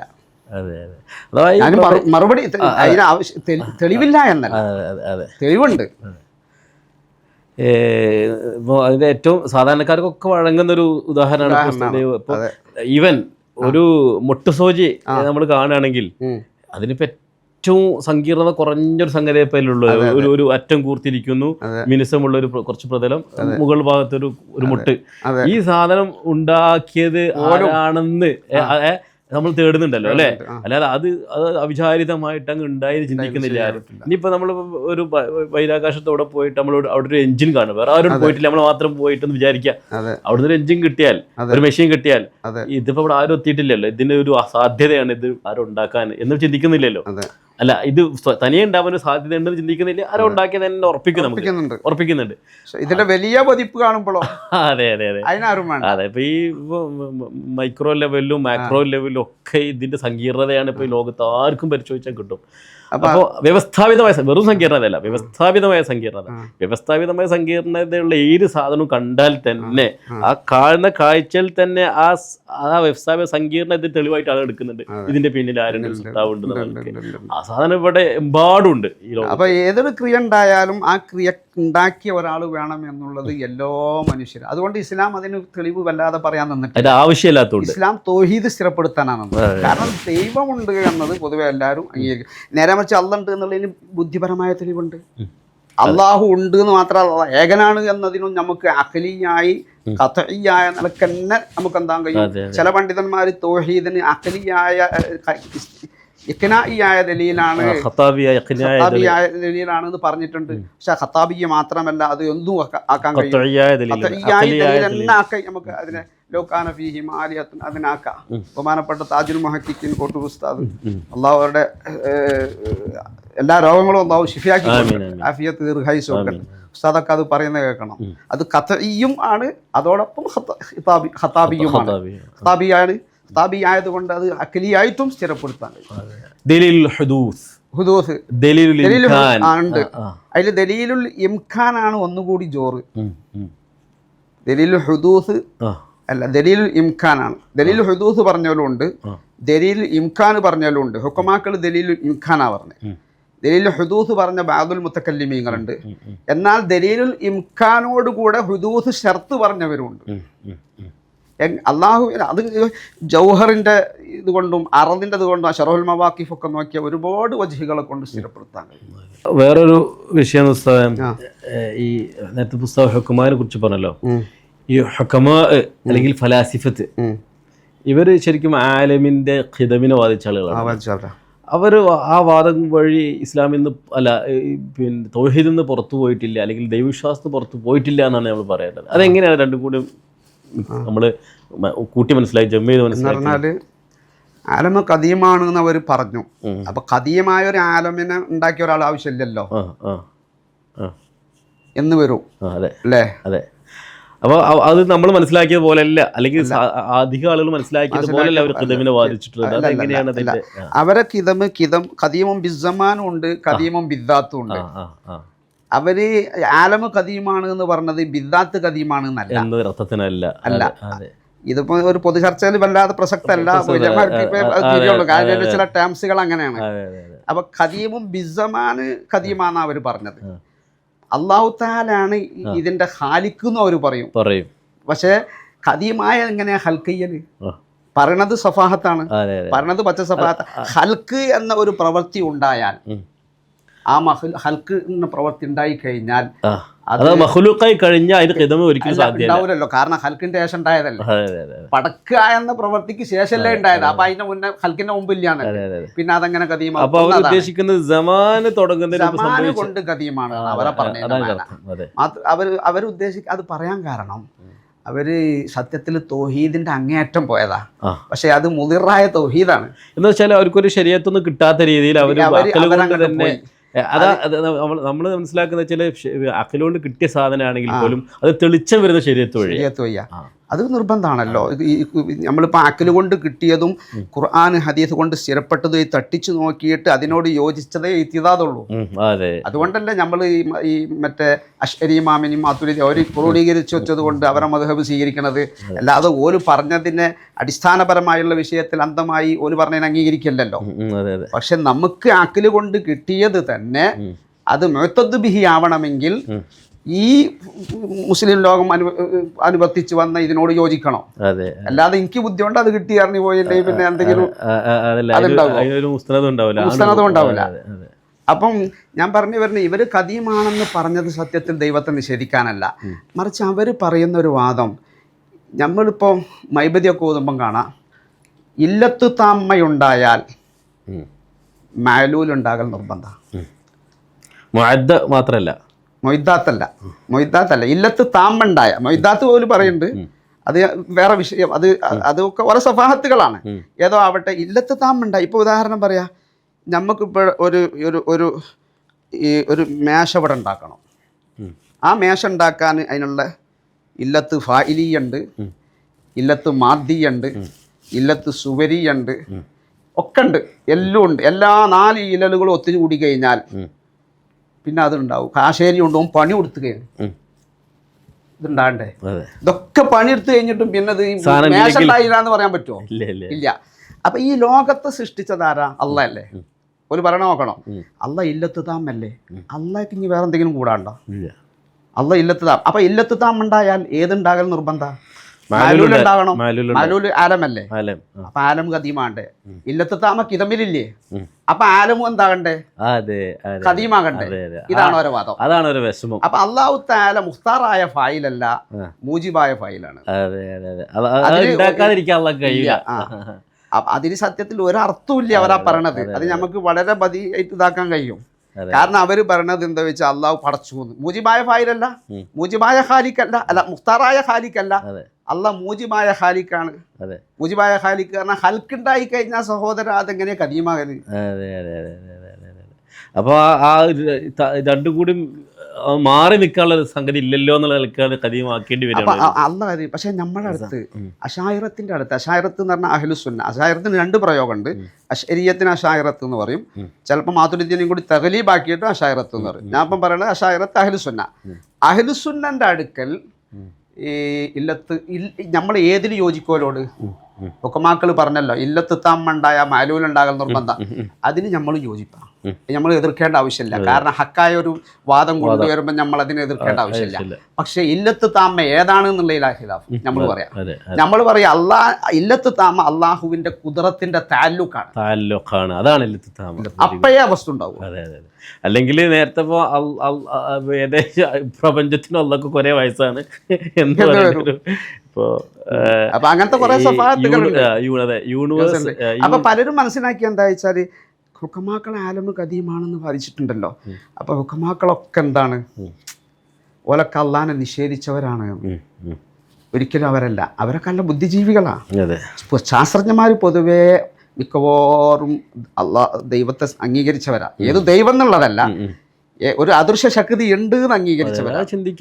അതിൽ പിന്നെ ഹക്കായ റൂട്ട് എന്ന് പറഞ്ഞാൽ പരിശുദ്ധ ഇസ്ലാമിന്റെ അള്ളാഹിനെ പറ്റി പഠിക്കുമ്പോൾ അള്ളാഹിനെ പറ്റി പറഞ്ഞ ഗുണങ്ങളും അല്ലെങ്കിലും അധിക ശാസ്ത്രജ്ഞന്മാരും അവരുടെ ഏരിയ ആയിട്ട് ഇത് കാണാത്തതുകൊണ്ട് അല്ലെങ്കിൽ അവർക്ക് അംഗീകരിക്കാം. അവരിപ്പോൾ ഒരുപാട് പിന്നെ ശാഖകളുണ്ടല്ലോ, പഠന ശാഖകൾ. അപ്പോൾ ഒരാൾ ജീവിതത്തിൽ ഒരു ഭാഗത്തു നിന്നാൽ അവിടെ ഒരു കൂടുതൽ സംഭവം. ഇപ്പോൾ ഫിസിക്സിൽ ചാല ഉണ്ടാക്കുന്ന ആൾക്ക് തിയോളജി ആണല്ലോ ഇതിന്റെ സാധനം. ഇൽമുൽ കലാമുമായിട്ട് ബന്ധപ്പെട്ട വിഷയത്തിൽ പോകാൻ അത്ര ശ്രദ്ധിക്കുന്നുണ്ട്. അതുകൊണ്ടുള്ള പ്രശ്നം മാത്രമേ ഉള്ളൂ. അല്ലാതെ ചിന്തിച്ചിട്ടും ആലോചിച്ചിട്ടും കിട്ടാത്തൊരു വിഷയമാണ് ദൈവാസ്തിക്യം എന്ന് ഒരിക്കലും വരാൻ കഴിയില്ല. കാരണം ഈ ലോകം എന്ന് പറഞ്ഞാൽ ഇതിന് ഒരു ഉണ്ടാക്കിയ ആൾ വേണം, അത് ഉറപ്പല്ലേ. അത് ഈ ലോകത്തിന്റെ ഒരു ഭാഗമാകാൻ പറ്റൂ, ഈ ലോകമാകാൻ പറ്റൂല, ഈ ലോകത്തിന്റെ ഭാഗമാകാൻ പറ്റൂല. ചിലര് പറഞ്ഞ് പ്രകൃതിവാദികളുണ്ട്. അത് പച്ച സഫാഹത്ത്. ശരിക്കും ഈ തിയോളജി എന്ന സാധനം അത് ശരിക്കും ഈ എല്ലാ ആളുകളും ഉൾക്കൊള്ളുന്നതാണ്. ഇപ്പോൾ എത്തീസ്റ്റുകളും തിയോളജിക്കലായിട്ടാണ് ഇത് പറയുന്നത്. തിയോളജിക്കൽ തന്നെ പറയാം. അതിൽ തന്നെ പല ടൈപ്പും ഉണ്ട്. പാന്തീസം, പെയിൻതീസം, അങ്ങനെ പല ടൈപ്പ് വാദങ്ങളുണ്ട്. ഇപ്പം ഐൻസ്റ്റീനൊക്കെ ഡെയിസ്റ്റ് എന്നാ പറയില്ല, അല്ലെങ്കിൽ നേരത്തെ പുസ്തകം പറഞ്ഞല്ലോ ന്യൂട്ടനെ, ഡെയിസം എന്ന് പറഞ്ഞാൽ അള്ളാഹു ഉണ്ടായിരുന്നു, പിന്നെ അള്ളാഹു ഈ ലോകത്തെ അങ്ങോട്ട് ഓട്ടോമാറ്റിക് ആക്കി മാറ്റി, പിന്നെ അള്ളാഹിന്റെ ആവശ്യമില്ലല്ലോ, പിന്നെ അതങ്ങനെ നിന്ന് പോയി. അങ്ങനെയൊക്കെ വിചിത്രമായ ഗണ്ണിക്കാനാണ് ഇംഖാൻ എന്ന് പറയുന്നത് തെളിവാൻ ദലീലാണ് പറയാൻ ഏറ്റവും ഉഷാർ. അതെ, ദൈവാസ്തികമായിട്ട് ബന്ധപ്പെട്ട് പല ജാതി ചർച്ചകൾ, രസകരമായ ചർച്ചകളുണ്ട്. ആരും പിന്നെ വളരെ ചുരുങ്ങിയ ആളുകൾ മാത്രമേ പൂർണ്ണ നിഷേധികളായിട്ട് എല്ലാ കാലത്തും ലോകത്തിന്റെ ഈ സംസ്കാരമൊക്കെ വളർന്ന കാലം മുതൽ ഇന്നും ഈ ദൈവ നിഷേധികളായ ആളുകൾ ചെറിയൊരു ശതമാനം ആളുകളെ ഉണ്ടാവുള്ളൂ. അത് ശരിക്കും ഇനാദ് തന്നെ മാത്രമാണ്. അപ്പോൾ ഈ ഇതിനുണ്ടാക്കിയ ഒരാൾ വേണം. അത് ഈ ലോകത്തിന്റെ ഭാഗമാകാൻ പറ്റില്ല. ഒരു ഉദാഹരണം സാധാരണക്കാർക്ക് മനസ്സിലാകാൻ, തഹ്കീക്ക് പറയല്ല, സാധാരണക്കാർക്ക് മനസ്സിലാകും. ഇപ്പം നമ്മളിപ്പോൾ ഒരു കാറ് അഞ്ച് ആൾ സംസാരിക്കുന്ന കാറാ, അത് നിന്നുപോയി പോകില്ല. അവരതിൻ്റെ ഉള്ളിൽ ഇരുന്നും കണ്ട് ഉന്തിയാലത് പോകുമോ? പോവില്ല. നേരെ മറിച്ച് അവർ പുറത്തിരുന്ന് കണ്ട് ഉണ്ടായാൽ പുറത്ത് നിന്ന് ഏതെങ്കിലും ബാഹ്യശക്തി ഇടപെടുണ്ടാകുമ്പോഴേ ഒരു വസ്തുവിൽ ഫലം ചെയ്യിപ്പിക്കാൻ കഴിയും. അത് ചിന്തിച്ചാൽ കിട്ടുന്ന വിഷയമാണ്. അപ്പോൾ ഈ ആലമിന്റെ പുറത്തുള്ള എന്നാൽ അവൻ വാജിബുൽ വുജൂദ് ഉണ്ടാകാൻ നിർബന്ധമാണ്. അപ്പൊ ഇതിൽ വേറൊരു സംശയം എന്ന് വെച്ചാല്, പിന്നെ നിങ്ങൾ എല്ലാത്തിനും ഒരു കാരണം വേണമെന്ന് പറഞ്ഞാണ് തുടങ്ങുന്നത്. അത് പ്രപഞ്ചത്തിന്റെ കാര്യമാണ്. എന്നാൽ ആ കാരണത്തിന്റെ കാരണം നിങ്ങൾ പറയുന്ന അള്ളാഹ്ക്ക് കാരണം എന്താണ് എന്നുള്ള ചോദ്യം അത് തികച്ചും അബദ്ധമാണ്. അള്ളാഹു എന്നുള്ളത് വുജൂദിന്റെ അയിന. അള്ളാഹുവിന്റെ വുജൂദ് എന്ന് പറയുന്നത് അള്ളാഹുവിൻ്റെ ഹക്കീക്കത്തിൻ്റെ ആ നഫ്സ് തന്നെയാണ്. എന്ന് പറഞ്ഞാൽ ഒരു ആരിലേക്ക് ആവശ്യമുള്ളവനല്ല അള്ളാഹ്, ഒരു ഖാലിഖിലേക്ക് എന്ന് പറഞ്ഞാൽ ഇപ്പം നമ്മളെ ഈ പ്രപഞ്ചത്തിന് പിന്നിലൊരു ശക്തി വേണമെന്ന് പറയാൻ തന്നെ ഇതിനൊരു കൊസാലിറ്റി എന്ന് പറയും. കാര്യകാരണ ബന്ധങ്ങളുടെ അടിസ്ഥാനത്തിൽ രൂപപ്പെട്ട ഒരു പ്രകൃതമാണ് ഈ ലോകത്തിനുള്ളത്. ഇത് നമ്മൾ കാണുന്നതാണ്, മുഷാഹദയാണ് ഇത് തെളിവ്. ഇതിന്റെ പിന്നിൽ എന്ത് വേണം, ഒരു ശക്തി വേണം. അള്ളാഹ് നമ്മൾ കാണുന്നില്ല. വാജിബുൽ വുജൂദ്, അള്ളാഹു ഉണ്ടാവൽ അനിവാര്യമാണ്. അതായത് എങ്ങനെ, അത് ഈ പ്രപഞ്ചത്തിന്റെ ഒരു ക്വാളിറ്റി ഇല്ലാതെ, അഥവാ നമ്മൾ സൂപ്പർ നാച്ചുറൽ എന്നാ പറയാ, ഈ പ്രപഞ്ചത്തിന്റെ നമ്മൾ കാണുന്ന ഒരു ക്വാളിറ്റിയൊന്നുമില്ല, വേറൊരു ക്വാളിറ്റി തീർത്തും. അപ്പോൾ അതിനെന്ത് വേണ്ടി വരില്ല? അത് ശരിക്കും ബുദ്ധിപരമായി നമുക്ക് സ്ഥിരപ്പെടുത്താൻ പറ്റുന്ന ഒരു വിഷയമാണ്. അത് ഇൽമുൽ കലാമിൽ പോകുമ്പോൾ പിന്നെ കുറേ അങ്ങോട്ട് പോകും. ഒന്നാമത് നമ്മൾ ബുദ്ധിപരമായി ചിന്തിച്ചാൽ ഈ അഖലിയായ ഹുക്കുമ് എന്ന് പറയുന്നത് മുംകിന്, വാജിബ്, മുഹാല്, അതാണ് അഖലിയാബു എന്നല്ല ചില ഇമാമിങ്ങൾ പറഞ്ഞ് അതിനെപ്പറ്റി അഖൽ എന്ന് പറയുള്ളൂ. അഖലിയ അത് വാജിബ്, മുംകിന്, മുഹാല് ഉണ്ടാകാത്തത് ഒരിക്കലും വുജൂദ് ഒരിക്കലും ഉണ്ടാവില്ല. വാജിബോ ഉണ്ടാകൽ നിർബന്ധമായത്, വുജൂദ് വാജിബായത് ഒരു സാധ്യത, അതമ് മുഹാലായത്, വുജൂദ് ദറൂരിയായത്, അതാണ് വാജിബുൽ വുജൂദ്. നേരെ മറിച്ച് മുംകിന് എന്ന് പറഞ്ഞിട്ടുണ്ടെങ്കിൽ ഇസ്തിവാഉ ത്വറഫൈൻ രണ്ടും ഒരേ സാധ്യത വന്നാൽ മാത്രമേ. അപ്പോൾ ഇത് അക്കല് ബുദ്ധിക്കുന്നല്ല. അള്ളാഹു തആല നമുക്ക് അക്കല് നൽകിയ എന്തിനാ? ഖുർആൻ പല സ്ഥലത്തും ചോദിച്ചില്ലേ, ഉലിൽ അൽബാബ്. ലുബ് എന്ന് പറഞ്ഞാൽ തന്നെ ഹുലൂസുൽ അഖൽ, തനിച്ച ബുദ്ധിയാണ്. അപ്പോൾ ഇസ്ലാമിൻ്റെ വിശ്വാസങ്ങളുടെ അടിസ്ഥാനം ബുദ്ധിയാണ്, ഒരു സംശയമില്ല. പക്ഷെ ഞാൻ നേരത്തെ പറഞ്ഞ പോലെ കേവല ബുദ്ധി കിട്ടിയാൽ പോരാ, അത് പരിഗണിക്കപ്പെടണമെങ്കിൽ ഖുർആനും ഹദീസിൻ്റെയും അധ്യാപനങ്ങൾ വെക്കണം. അപ്പം അത് പഠിക്കാനാണ് നമ്മൾ ഈ ഇൽമുൽ കലാമും അശരിയകൾ ക്രോഡീകരിച്ചത് നമ്മൾ പഠിക്കുന്നത്. അല്ലാതെ ഓലെ അന്ധമായി അനുധാവനം ചെയ്യാനല്ല, മനസ്സിലാക്കാനാണ്. അല്ല, പലരും ചോദിക്കുന്ന ഒരു ചോദ്യമാണ്, നിങ്ങൾ എന്തിനാണ് ഈ വിശ്വാസകാര്യത്തിൽ ഇജ്തിഹാദ് വേണം, ഇത് പറ്റൂല. അവിടെയാണ് ശരിക്കും നമ്മളെ സലഫികളിൽ നമ്മൾ വ്യത്യാസം. സലഫികളുടെ മനഹജ് എന്ന് വെച്ചാൽ വിശ്വാസ കാര്യങ്ങളിലൊക്കെ അവർ ചെയ്യും, ഇങ്ങനെ ഫിഖഹിന്റെ വിഷയങ്ങളിലൊക്കെ അവർ ചെയ്യും. ശരിക്കും ഇവിടെ ചർച്ച ചെയ്യേണ്ട ശരിക്കും സലഫി മനഹജ് ചർച്ചയ്ക്ക് വെക്കേണ്ട കാര്യമാണ്. അവര് ഇപ്പൊ നമ്മളെ ഇപ്പൊ ഇബ്നു തൈമിയ്യയുടെ ചർച്ചയൊക്കെ ഇപ്പൊ നടക്കുന്ന സമയമാണല്ലോ. ഇബ്നു തൈമിയ്യ എന്ന് പറഞ്ഞിട്ടുണ്ടെങ്കിൽ സത്യത്തില് ഇബ്നു ഹജർ അൽ ഹൈതമി തങ്ങൾ അതാണ് നമ്മുടെ അതിൽ ഒരു സംശയവുമില്ല. കാരണം ഇബ്നു ഹജർ അൽ ഹൈതമി തങ്ങൾ പഠിച്ച ആളാ. ഇബ്നു ഹജർ അൽ ഹൈതമി വെറുതെ പറയുന്ന ആളല്ല. ഇബ്നു ഹജർ അൽ ഹൈതമി പല വിവാദങ്ങളും മൂപ്പർക്കെതിരെ പറഞ്ഞിട്ടുണ്ട്. ഇപ്പോൾ വെറുതെ ഒരു പക്ഷപാതിത്തുള്ള ആളുമല്ല. ഇബ്നു ഹജർ അൽ ഹൈതമി തങ്ങൾ എന്ന് പറഞ്ഞാൽ തഹരീറാക്കുന്നതിൽ ഖാത്തിമത്തുൽ മുഹഖിഖീൻ എന്നല്ലേ മൂപ്പരെ പറ്റി പറഞ്ഞത്. അത് വെറുതെ പിൽക്കാർക്കാർ പറഞ്ഞല്ലേ, വെറുതെ പറയോ, എല്ലാവരും പറയാണ് ഖാത്തിമത്തുൽ മുഹഖിഖീൻ. നേരെ മറിച്ച് ചിലര് മൂപ്പരെ വിമർശിച്ചിരിക്കുന്ന വഹാബി അങ്ങനത്തെ കുറച്ച് ആളുകൾ, ഷൗക്കാനിയെ പോലെ അവർക്ക് പിടികിട്ടാത്തതുകൊണ്ട്. കാരണം മൂപ്പർ എല്ലാ വിധേയത്തിനും എതിർത്ത്. ഇബ്നു ഹജർ തങ്ങൾ ഭയങ്കര ബുദ്ധിമാനാ. ഞാൻ മനസ്സിലാക്കുന്നത് ഫവായിദ് മദനിയതാണെന്നാണ് തോന്നുന്നത്. യമൻകാരായ അബ്ദുല്ലാഹിബ്നു മഖ്റമയെ സംബന്ധിച്ചാണ് പറഞ്ഞതെന്ന് എൻ്റെ ഓർമ്മ. അവർ യമൻകാരനാ. അവര് വലിയ പണ്ഡിതനാ. പേരിൽ ചിലപ്പോൾ വ്യത്യാസം ഉണ്ടാവുക, ഓർമ്മയെന്നെടുത്ത് പറയാണല്ലോ. അപ്പോൾ അവർ വലിയ പണ്ഡിതനാ. വളരെ ഒരുപക്ഷെ ഇബ്നു ഹജറിനെക്കാട്ടും ഭയങ്കര ഇത്തിലായുള്ള പരന്ന ഇൽമ അന്നത്തെ യമനികൾ പറയാണ്. യമനിൽ എന്ന് പറഞ്ഞിട്ടുണ്ടെങ്കിൽ ഓരോ കാലത്ത് ഓരോ ഇതുണ്ടാവും. ഈമാനു യമാനി ഹിക്മത്ത് യമാനി എന്ന് പറഞ്ഞ റസൂലുള്ളാഹിന്റെ കാലത്തുള്ള ആ ഒരു സാഹചര്യത്തെ പറ്റിയ, അല്ലാതെ യമനിൽ വരുന്ന എല്ലാ അങ്ങനെ അതിനർത്ഥം കൊടുക്കാൻ പറ്റില്ല. അതൊക്കെ ഇമാം നവവി റഹ്മത്തുള്ളാഹി അലൈഹി പറഞ്ഞിട്ടുണ്ട്. പക്ഷെ എന്നാലും യമനികൾ എന്ന് പറഞ്ഞാൽ പാരമ്പര്യമുള്ളവരാണ്. അവരിൽ നിന്നുള്ള എല്ലാ ഹൈറുകളും നമുക്ക് സ്വീകരിക്കപ്പെടാം. അതൊരു വേറെ വിഷയമാണ്, ഞാൻ അതിലേക്ക് കടക്കുന്നില്ല. അപ്പോൾ അവർ പറഞ്ഞത് നമ്മളെ മഖ്റമ അവർ വലിയ മഹാനാ, ഇബ്നു ഹജറിനെക്കാളും ഒരുപാട് അറിവുള്ള. പക്ഷേ ഞങ്ങൾ ആരെ മുന്തിക്കുള്ളൂ? ഇബ്നു ഹജറിനെ മുന്തിക്കുള്ളൂ. ലിഖുവ്വത്തി മുദറക്കിഹി. ഇബ്നു ഹജർ തങ്ങളുടെ ദലീലിൽ ഭയങ്കര കൂവത്താണ്.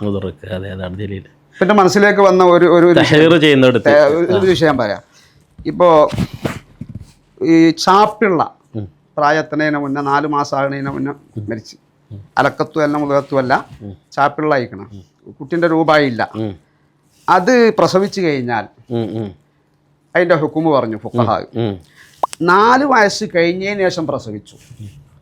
4 വയസ്സ് കഴിഞ്ഞതിന് ശേഷം പ്രസവിച്ചാൽ ആ കുട്ടിയെ കുളിപ്പിക്കണം, മറ ചെയ്യണം, നിസ്കരിക്കണോ? കുളിപ്പിക്കണം, മറ ചെയ്യണം. അതിന് ഇബ്നു ഹജർ തങ്ങളും ഇമാം റംലിയും ഒരഭിപ്രായം. എന്നാൽ നിസ്കരിക്കണോ? റംലി ഇമാമിന്റെ വശം നിസ്കരിക്കണം എന്നാ. നിഹായ. നേരെ മറിച്ച് ഇമാം ഇബ്നു ഹജർ റഹ്മത്തുള്ളാഹി അലൈഹി പറയണത് നിസ്കരിക്കാൻ പറ്റൂല. കുട്ടി പ്രസവിച്ചതിന് ശേഷം കുട്ടിക്ക് ജീവനുണ്ടോ എന്നത് സ്ഥിരപ്പെടണം. സ്ഥിരപ്പെട്ടെങ്ങനെ? ഒന്നിന് കുട്ടിക്ക് നൊളയളിക്കണം, കരയണം, അല്ലെങ്കിൽ കുട്ടി പടക്കണം. ഏതുവരെ? 6 മാസം വരെ കേട്ടോ. 6 മാസം വരെ. 6 മാസം കഴിഞ്ഞാൽ ഹംലായല്ലോ, ഹംലിൻ്റെ അക്കല്ലുൽ മുദ്ദ ആയല്ലോ. അപ്പൊ പിന്നെ 6 മാസത്തിന് ശേഷം ജീവനില്ലാതെ പ്രസവിച്ചാലും എന്താണ്? നിസ്കരിക്കണം. 6 മാസം വരെ. 6 മാസത്തിന്റെ മുമ്പാണ്, 4 മാസത്തിന്റെ ശേഷവുമാണ്. അതിന് ഇവര് പറയുന്ന ന്യായം നിസ്കരിക്കണം എന്ന് പറഞ്ഞാലല്ലോ. ഇബ്നു ഹജർ തങ്ങൾ പറഞ്ഞ് നിസ്കരിക്കണ്ടെന്നാ. പക്ഷെ അവര് പറഞ്ഞ ന്യായം എന്ന് പറഞ്ഞാല്, അത് കുട്ടിക്ക് കയ്യും കാലൊക്കെ ഉണ്ടായില്ലേ, കുട്ടിന്റെ രൂപമായില്ലേ, ജീവനില്ലാതെ കുട്ടി എങ്ങനെ ആവും? സൂറത്ത് വന്നു. ജീവനില്ലാതെ എങ്ങനെ ആവുമോ? ഇബ്നു ഹജർ തങ്ങൾ പറഞ്ഞു ജീവനുണ്ടെന്ന് ഉറപ്പിക്കാൻ പറ്റൂല. ഈ കയ്യും കാലൊക്കെ ഉണ്ടാകണതിന് മുമ്പ് ഈ കുട്ടി വളർന്നില്ലേ, അലക്കത്തായത് മുതുകത്തായില്ലേ, ഓരോ വ്യത്യാസം വന്നില്ലേ, അന്നേരം ജീവൻ ഉണ്ടായിട്ട് ഇത് വളർന്നില്ലേ? അപ്പോൾ റൂഹും ജീവനും തമ്മിലുള്ള വ്യത്യാസങ്ങൾ ചർച്ചകളൊക്കെ അതിലേക്ക് പോകും. അപ്പം അത്ര അതാ ഇബ്നു ഹജർ തങ്ങൾ പറഞ്ഞ മസ്അലകളുടെ ആ ഇത് തിരണയിൽ നല്ല ആക്കൽ വേണം. അതുകൊണ്ടാണ് പല ഈ ആശയക്കാരും ഇബ്നു ഹജറിൻ്റെ കൂടെയല്ല കൂടുക, ആരുടെ കൂടെ കൂടുക, റംലി പറഞ്ഞതിനേക്കാണ് പോവുക. ആശയക്കാർ പൊതുവേ ഉള്ളൊരു സ്വഭാവമാണ്. ബഹുമാനപ്പെട്ട ഷെയ്ഖുന, ഞങ്ങളുടെ ഉസ്താദ് ബഹുമാനപ്പെട്ട ഷെയ്ഖുന ചെറുശോല ഉസ്താദ് നബ്ബറല്ലാഹു മർക്കദ, നമ്മളെ ചെറുശോല ജലീൽ സക്കാഫി ഉസ്താദിൻ്റെ ഉപ്പ, അവരുടെ അടുത്ത് നമ്മൾ മർക്കസ് നിന്ന് തുഹഫ ഓതി. അവർ പറയും, നിങ്ങൾ തുഹഫ മനസ്സിലാക്കുന്നത് ഈ ഷെർവാനി നോക്കിയൊന്നും മനസ്സിലാക്കരുത്, ഫത്ഹുൽ മീൻ നോക്കി മനസ്സിലാക്കണം. കാരണം എന്താണെന്ന് വെച്ചാൽ ഇബ്നു ഹജർ തങ്ങളുടെ മുദ്റക്കിൻ്റെ കുവ്വത്ത് അത് മഖ്ദൂമിനെ പോലെ ബുദ്ധിയുള്ളവർക്കേ തിരിയും. അതുകൊണ്ടാണ് ആശയക്കാർ അധികവും ഏത് കിതാബിൻ്റെ ആശയം എടുത്താലും നിഹായയിലേക്ക് അവരെ ചായ്വ്. അത് ഇതാണത്, അതിൻ്റെ ആ മുദ്റക്കിൻ്റെ ആ ദലീലിൻ്റെ കുവ്വത്ത് മനസ്സിലാക്കുന്നിടത്തുള്ളത്. അപ്പോൾ ഇബ്നു ഹജർ തങ്ങളെ നമുക്കൊരിക്കലും തള്ളാൻ പറ്റില്ല. അപ്പോൾ അതിൽ ഇബ്നു തൈമിയയിലുള്ള ഒരു നിരീക്ഷണം സാർ പറഞ്ഞപ്പോൾ അപ്പോൾ അവിടുന്നാണ് തുടങ്ങിയത്. ഇബ്നു തൈമിയെ വിശകലനം നടത്തുന്നിടത്ത് പിന്നെ നമ്മൾ എടുക്കുന്ന ത്വരീഖ് പിന്നെ ഇബ്നു ഹജർ അൽ ഹൈതമിയുടെ ത്വരീഖാണ്. അതെ, സമസ്യ. ഇനിയിപ്പോൾ ഇതിൽ കൺഫ്യൂഷൻ വെച്ചാൽ ഇതിന് വിരുദ്ധമായിട്ട് തോന്നുന്ന വിശകലനങ്ങൾ ഇമാമുമാരുടെ തന്നെ ഉണ്ടാവും. അപ്പൊ അതിന് അത് ശരിക്കും അത് ജമ്മ് ചെയ്യേണ്ട ഒരു സംഗതി ഉണ്ട്. അതെ അതെ, അതെന്താന്ന് വെച്ചാൽ ചില കിതാബിൽ ഇബ്നു തൈമിയനെ വല്ലാതെ പോയിട്ടുണ്ട്. അദ്ദേഹത്തിന്റെ ഇൽമിനെ ധാരാളം പറഞ്ഞ ഇൽമുണ്ട് അദ്ദേഹത്തിന്. പക്ഷേ മൂപ്പര് ഒരു കിതാബ് തന്നെ ആദ്യം പറഞ്ഞതിനെ വൈരുദ്ധ്യമായിരിക്കും അവസാനം വരിക. മനസ്സിലായില്ലേ? ആദ്യം പറഞ്ഞതിന് മറുപടി ചിലപ്പോൾ പുറത്തുണ്ടാവും. അതേമാതിരി അഖിലിൽ അദ്ദേഹത്തിന് താക്കീക്ക് പോരാ, അതിന് മാക്കൂലാത്തിൽ താക്കീക്കില്ല. അങ്ങനെ ഉണ്ടാ ഒരാൾ അല്ലാഹുവിന്റെ ജിസ്മിയത്ത് വാദിക്കൂ ഇല്ല. അല്ലാഹു തആല ആകാശത്തുനിന്ന് ഇറങ്ങി വരും എന്നത് കനുസൂലി ഹാദാ. അതാണ് പുതിയ ആധുനിക പഠനങ്ങളിലെ ഇന്റലിജൻസിന്റെ പല കാറ്റഗറിയാണ്. ബുദ്ധി എന്ന് പറയുന്ന സാധനം വസ്തുള്ള ആഴങ്ങൾ, നേരത്തെ പറയുന്ന അക്കിന്റെ തനിച്ച അക്കില് കുറഞ്ഞ ആളുണ്ടല്ലോ, അവർക്ക് ഇങ്ങനത്തെ അബദ്ധങ്ങളൊക്കെ പറ്റും. നേരത്തെ പറഞ്ഞ ഞങ്ങളോട് ബഹുമാനപ്പെട്ട നെല്ലിക്കുത്ത്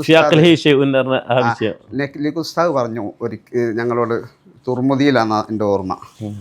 അങ്ങനെ ഓതുമ്പോൾ ഒരു പ്രാവശ്യം ചർച്ച വന്നപ്പോൾ ചില പണ്ഡിതന്മാർ ഇബ്നു തൈമിയയെ സംബന്ധിച്ച് അധികം പഠിക്കാതെ പറഞ്ഞിട്ടുണ്ട്. എന്നിട്ട് അവർ ചിലപ്പോൾ ഒരു പക്ഷേ വലിയ വലിയ പണ്ഡിതന്മാരായിരിക്കും. അത് ഈ അസ്കലാനിൻ്റെ ചില വാക്കുകൾ ഇബ്നു തൈമിയയെ മദ്ഹ് ചെയ്തിട്ടുള്ള ചില വാക്കുകളുണ്ട്. അപ്പം അത് ഇബ്നു ഹജർ തങ്ങൾ പറഞ്ഞതിന് എതിരല്ല. അത് കാരണം മൂപ്പർക്ക് ബോധ്യപ്പെട്ടത് പറഞ്ഞു. അതല്ല എനിക്ക് തോന്നുന്നത്, പക്ഷേ അതിലൂടെ മൂപ്പരെ വിമർശിക്കാണ് സത്യത്തിൽ ചെയ്തത്. ഈ അസ്കലാനി തങ്ങൾ ചിലപ്പം അതേ കോണ്ടെക്സ്റ്റിൽ വന്നുള്ള ആളാവില്ല. അപ്പൊ ഇബ്നു ഹജർ നേരിട്ട് ഇവരുടെ ഈ ലലാലാത്തും ഇവരുണ്ടാക്കിയ ഫിത്നയും ഒക്കെ നേരിട്ട് അനുഭവിച്ച ആളേക്കാരം. അപ്പൊ നമ്മളിപ്പോ നാട്ടില് തന്നെ നമ്മളിപ്പോ ഈ ഓരോ മലബാറിലെ സംഘടനാ സ്പിരിറ്റ് അല്ല തെക്കിലും വടക്കിലും അല്ല. കാരണം അത് ഇവിടുത്തെ പ്രശ്നങ്ങൾ അനുഭവിച്ചു, അദ്ദേഹത്തിന്റെ ആ അനുഭവത്തിന്റെ ഒരു വ്യത്യാസം ഉണ്ടാവും. പിന്നെ മാത്രമല്ല, പിന്നെ ആളുകൾ രണ്ട് ക്വാളിറ്റിയിൽ രണ്ട് വിഷയങ്ങൾ രണ്ട് രീതിയിൽ പിന്നെ അവതരിപ്പിക്കുക. അന്നിപ്പോൾ ഇബ്നു ഹജർ അൽ അസ്കലാനി പിന്നെ ഒരു അക്കാഡമിക് കോണ്ടെക്സ്റ്റിൽ ഇൻസാഫോട് കൂടെ ആ വിഷയം മനസ്സിലാക്കാൻ വേണ്ടിയിട്ടുള്ള പരന്ന രീതിയിലെ വിഷയത്തെ സമീപിക്കാം. ഇബ്നു ഹജർ തങ്ങൾ അങ്ങനെയല്ല, ജനങ്ങളുടെ ഈമാൻ സംരക്ഷിക്കൽ ഏറ്റവും വലിയ സംഗതികളിലേക്ക്. പിന്നെ അഖീദന്റെ വിഷയത്തിൽ തഹ്ഖീഖ് ഉണ്ടാവുമല്ലോ കൂടുതൽ. ഈ റിവായത്തിൽ ഭയങ്കര ഫതുൽ ബാരി ഒക്കെ അതാണല്ലോ നമ്മൾ സ്പെഷ്യലൈസേഷൻ അവിടെ ആയിരിക്കും. മൂപ്പര ഒരു മേഖല പ്രധാനമായി കണ്ടതാണ്. അപ്പോൾ ഇബ്നു ഹജർ തങ്ങൾക്ക് എല്ലാ മേഖലയും ഇബ്നു ഹജർ തങ്ങൾ ദിറായത്തിന്റെ മേഖല എന്ന് വേണമെങ്കിൽ പറയണം. അവരുടെ ഒരു നിരീക്ഷണം അവരൊക്കെ പറഞ്ഞതിനെതിരല്ല, അതിനേക്കാൾ കടുപ്പിച്ച് പറയണമെങ്കിൽ കൂടുതൽ പഠനം നടക്കാതെ പഠനത്തിന്റെ ഇതിലേ പറയുള്ളൂ. അപ്പോൾ അങ്ങനെ ആ നിലപാടാണ് നമ്മൾ പിന്തുടരുന്നത്. അല്ലും മുള്ളില്ല എന്ന് പറഞ്ഞാൽ അതിലൊരു സംശയമില്ലല്ലോ, ഒരു സംശയമില്ല. പിന്നെ ഫീമ വൈനു വൈനല്ല ആവശ്യം, അതാവശ്യം നമുക്ക് അറിയേണ്ട ആവശ്യമില്ല. ജനങ്ങളെ പിന്നെ ഹദർ ചെയ്യുന്നിടത്ത് അള്ളാഹിന്റെ അടുത്ത് എന്താണോ എന്ന് വിചാരിച്ചിട്ട് നമുക്ക് എന്ത് ആവശ്യമില്ല, നിലപാടെടുക്കേണ്ട ആവശ്യമില്ല. അദ്ദേഹം ഇവിടെ സൃഷ്ടിച്ച പ്രശ്നങ്ങൾ അദ്ദേഹം അത് കടുത്ത രീതിയിൽ വിമർശിക്കപ്പെടേണ്ടതാണ്. അത് മുഴുവനും കുഴിച്ചു മൂടപ്പെട്ടു പോയി. അതിന് പിൻഗാമി. പിന്നെ അത് മാന്തിയെടുത്തത് ഇബ്നു അബ്ദുൽ വഹാബാണ്. അപ്പം നിങ്ങൾ ചിന്തിക്കണം, ആ ദലാലാത്ത് അത്രയും അധികം ഇവിടെ കൊട്ടിയടച്ചു പോകണമെങ്കിൽ അദ്ദേഹം പ്രചരിപ്പിച്ചത് ദലാലത്താണെന്ന് ഉറപ്പല്ലേ? വളരെ പിൽക്കാലത്ത് നൂറ്റാണ്ടുകൾ കഴിഞ്ഞിട്ടാണ് ഇബ്നു അബ്ദുൽ വഹാബ് ഏതാനും നൂറ്റാണ്ട് കഴിഞ്ഞപ്പോഴാണ് ഇബ്നു അബ്ദുൽ വഹാബ് വന്നിട്ട് അത് പൊക്കിയെടുക്കുന്നത്. പിന്നെ അതിന്റെ ശേഷക്കാർ. അപ്പോൾ നമ്മൾ ഏതായാലും വൈൻഡപ്പ് ചെയ്യാൻ പോവാണ്. അപ്പോൾ അതിൻ്റെ മുമ്പായിട്ട് ഇപ്പോൾ ഇതൊക്കെ നമ്മൾ ചർച്ച ചെയ്തത് ദർസി വിജ്ഞാനത്തിൻ്റെ ഒരു ഓരം പറ്റിയാണ് ഇതൊക്കെ ചർച്ച ചെയ്തത്. അപ്പോൾ ഈ ദർസ് നിലനിർത്തുന്നിടത്ത് അല്ലെങ്കിൽ പുതിയ കാലത്ത് ആ പഴയ പ്രതാപത്തോടെ ദർസ് നിലനിൽക്കാൻ എന്തൊക്കെ കാര്യങ്ങളാണ് വേണ്ടതെന്ന് ചർച്ച ചെയ്യണം. പ്രധാനമായിട്ട് ഇപ്പം ഇന്നത്തെ ഒരു സാഹചര്യം നോക്കുകയാണെങ്കിൽ കുട്ടികളൊക്കെയും ഭയങ്കര അലേർട്ടാ. എന്ന് വെച്ചാല് പെട്ടെന്ന് ജീവിതത്തിൽ ഫിനാൻഷ്യൽ സെക്യൂരിറ്റി വേണം എന്ന് ചിന്തിച്ച് കൂടുതൽ സമയം ദർസി രംഗത്ത് നിലനിൽക്കുക, എൽമി രംഗത്ത് നിലനിൽക്കുക എന്നത് അവരുടെ സാഹചര്യം അനുവദിക്കുന്നില്ല. അതിൻ്റെ പ്രശ്നം എന്ന് വെച്ചാൽ പിന്നെ പഠിക്കാൻ ഭൗതികമായ പഠനം അവിടെ ഫോക്കസ് ചെയ്താലാണ് നമുക്ക് നല്ലൊരു കരിയർ ഉണ്ടാവുള്ളൂ. ആ കരിയർ ഉണ്ടായാലേ ഫിനാൻഷ്യലി നമ്മൾ സ്റ്റേബിൾ ആവുള്ളൂ. അതുകൊണ്ട് ഇതിലേക്ക് കൂടുതൽ ശ്രദ്ധ ഊന്നാൻ കഴിയുന്നില്ല. നല്ല ജീനിയസായ കുട്ടികളെ കുറിച്ച് പറഞ്ഞതല്ല, അതെ എല്ലാ ആളുകളെ കുറിച്ചല്ല, നല്ല ജീനിയസായ ആളുകൾ തന്നെ ദർസിനൊക്കെ നല്ല പ്രാപ്തിയുള്ള ഇൽമ് പഠിക്കാനും ഫഹ്മിനും ഫഹീമിനും ഒക്കെ കഴിവുള്ള ആളുകൾ തന്നെ മേഖല മാറുന്നുണ്ട്. അവരൊരു പ്രത്യേക സമയമാകുമ്പോൾ അവരുടെ ചിന്തയും ഓരോ മസാരിഫ് വരുന്നുണ്ട്. അപ്പോൾ ഇതിനൊക്കെ തടയും വിധമുള്ള പദ്ധതികൾ വരണം ദർസ് രംഗത്ത്. സോ അതിൻ്റെ അഭിപ്രായം? ദർസ് രംഗം എന്ന് പറഞ്ഞാൽ വളരെ ശോഷിച്ചുകൊണ്ടിരിക്കുകയാണ്. അതിൽ സംശയമില്ല, എല്ലാവർക്കും ഒരു സംശയം ഉണ്ടാവില്ല, എല്ലാവരും അംഗീകരിക്കുന്ന ഒരു കാര്യമാണ്, മുസല്ലമായ കാര്യം. പക്ഷേ ഈ ദർശരംഗം ഇങ്ങനെ ഇതാൻ കാരണം ഭൗതികതക്ക് കൂടുതൽ ഒരു ഈ മെജോറിറ്റി കൊടുക്കുന്ന ഒരു സ്വഭാവം സമൂഹത്തിൻ്റെ ഇടയിൽ മറികടക്കണല്ലോ. അതെന്താന്ന് വെച്ചാൽ സമന്വയ വിദ്യാഭ്യാസം ഒരു സമയത്ത് ആവശ്യമായിരുന്നു. ആ സമന്വയ വിദ്യാഭ്യാസം അന്നത്തെ പണ്ഡിതന്മാർ തുടങ്ങി. പക്ഷെ അവരുടെ ഉദ്ദേശം നല്ലതാണ്. പക്ഷേ ഇന്ന് സമന്വയത്തിനാണ് കൂടുതൽ പ്രാധാന്യം, ദീനിന് അവിടെ പ്രാധാന്യം കുറഞ്ഞു. ഇത് സമന്വയ വിദ്യാഭ്യാസത്തെ ചിന്തിച്ച പണ്ഡിതന്മാർ അവരുടെ ഉദ്ദേശം കുറവാണ്. കാരണം ഒരു സമൂഹത്തിൻ്റെ മുമ്പിൽ കറങ്ങി ചെല്ലുമ്പോൾ അവരുമായിട്ട് ഇടപെടാൻ പറ്റിയ ഒരു ഭൗതികമായ ചില അറിവുകളൊക്കെ നമുക്കുണ്ടാകണം. ഭൗതിക വിദ്യാഭ്യാസങ്ങളിൽ ഒഴിച്ചുകൂടാൻ പറ്റാത്തതൊക്കെ. പക്ഷെ ഇന്ന് അവിടുന്ന് മാറി ഇത്തരം കോളേജ് നടത്തുന്നു. അതിന് കൂടുതൽ സമയം ഏതിനാ കൊടുക്കുന്നത്? അതെ. അപ്പം അതിന് പരിഹാരമായിട്ട് നമുക്ക് നിർദ്ദേശിക്കാൻ പറ്റിയ സമന്വയം പല രീതി ആനുപാതികമായിട്ട് ഓരോന്നിനും സമന്വയിപ്പിക്കുന്നത് എന്താണ് സമന്വയിപ്പിക്കേണ്ടത് എന്നിടത്ത് ഒരു നിശ്ചയം ഉണ്ടായാൽ മതി. അതെന്താ പറഞ്ഞപ്പോൾ ഒരു 25% ഭൗതികത കൊടുക്കുക. പലതിനും വേണം. അല്ല അതല്ല പല അനുപാതത്തിൽ കൊണ്ടുവരാൻ പറ്റും. ചിലപ്പോൾ ദർസ് രംഗം തന്നെ പല രീതിയിൽ ചെയ്യാൻ പറ്റുന്ന എൻ്റെ ഒരു കാഴ്ചപ്പാടനുസരിച്ച് ഇപ്പോൾ നല്ല സയൻസ് ക്യാമ്പസിൻ്റെ അടുത്ത്, ഭൗതിക ക്യാമ്പസിൻ്റെ അടുത്ത് തന്നെ ഒരു ദർസ് ആരംഭിക്കാം. അതിൽ നമ്മൾ ഒരു നല്ല സയൻറ്റിസ്റ്റിനെ ഇസ്ലാമിക ലോകത്തേക്ക് വേണമെന്നുള്ളതൊക്കെയാണെങ്കിൽ പിന്നെ അതിന്റെ ഖദർ ദർസ് ഖദർ കുറക്കുകയും സയൻസിന് അഭിരുചി മനസ്സിലാക്കി അതേപോലെ ദീനിയായ ഉലൂമിന് കൂടുതൽ ഫോക്കസ് കൊടുക്കുകയും മറ്റേ മിനിമൈസ് ചെയ്യുകയും.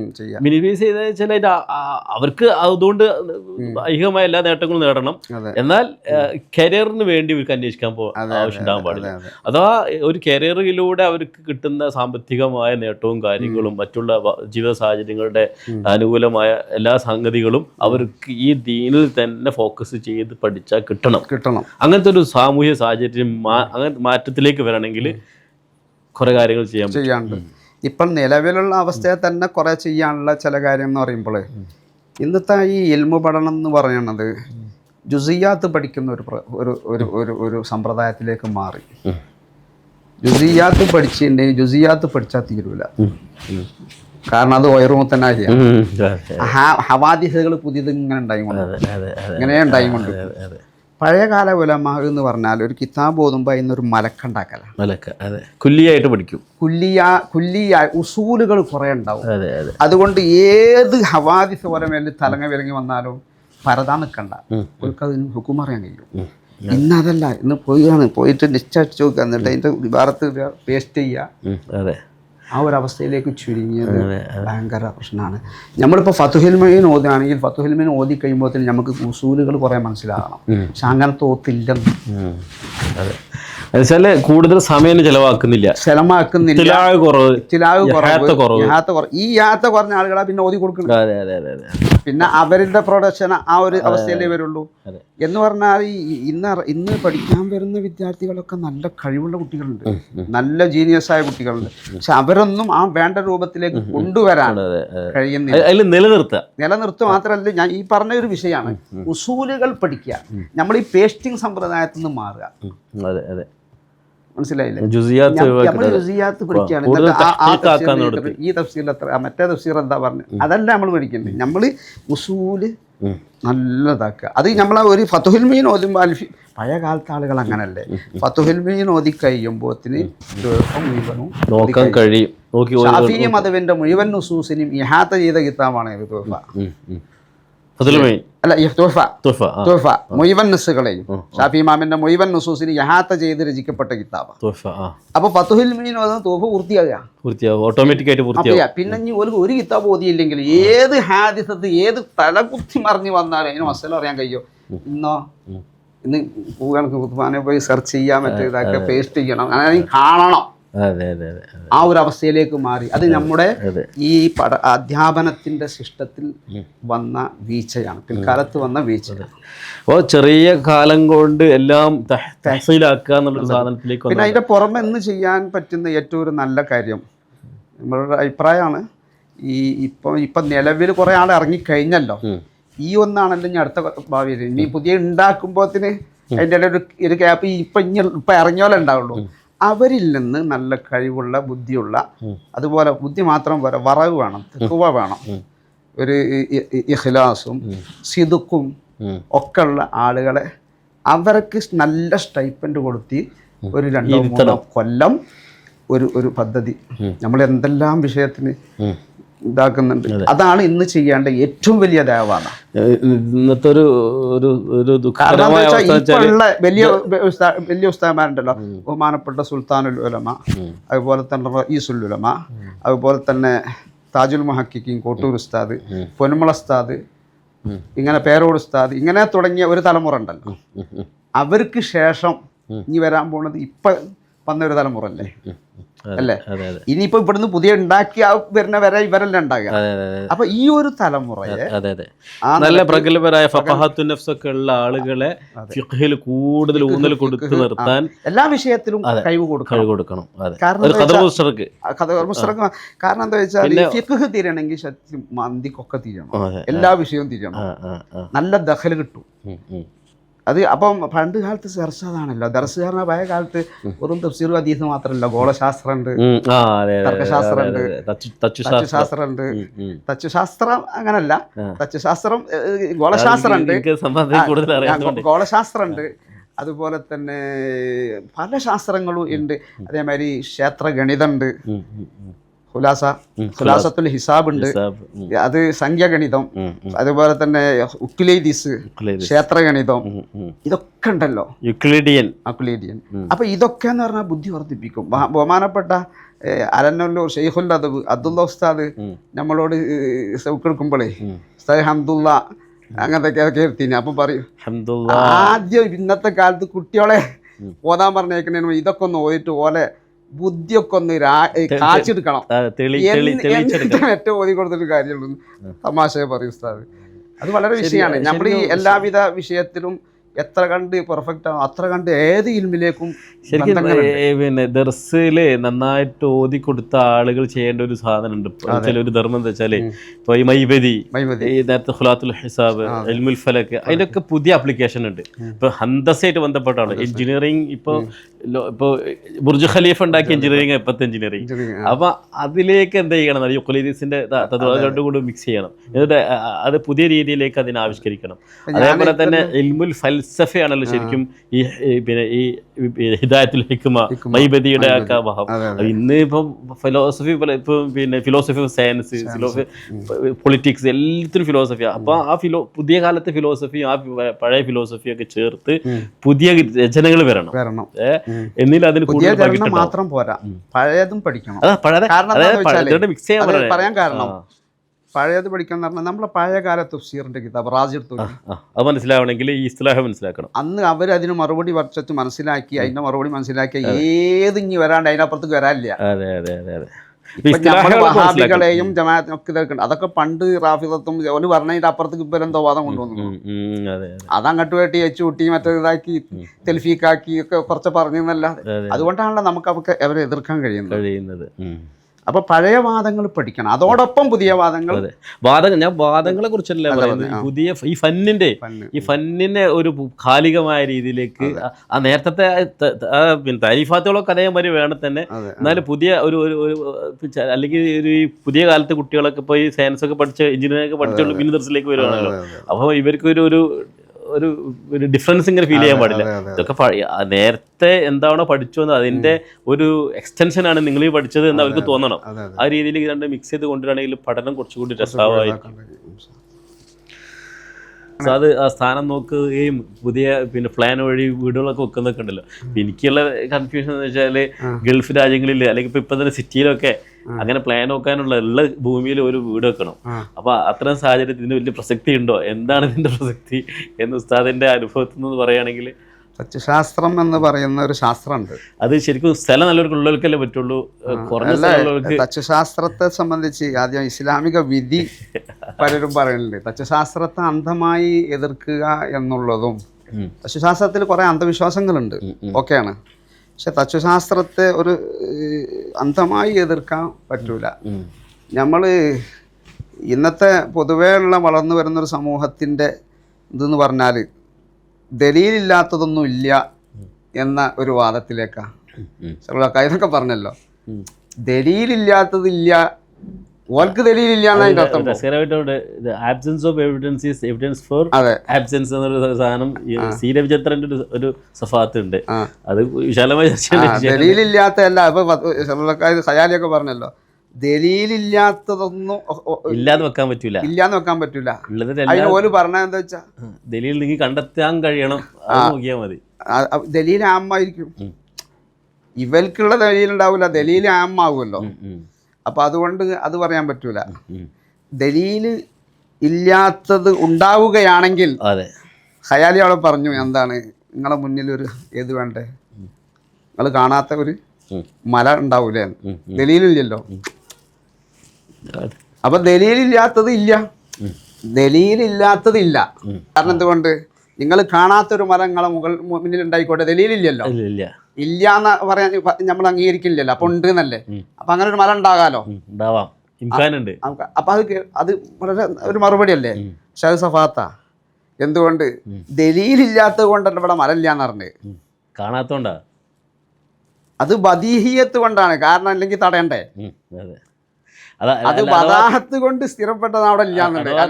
തടയാത്തൊരു മല നമുക്ക് പ്രയാസമില്ല, ദലീലില്ലാത്തത് കൊണ്ട് ഇല്ലാന്നല്ലത്. അതൊരു പൊട്ടീസാണത്, സിഫ്സത്തത്ത്. അപ്പോ അങ്ങനെ ഒരു സ്വഭാവം ഉണ്ട്.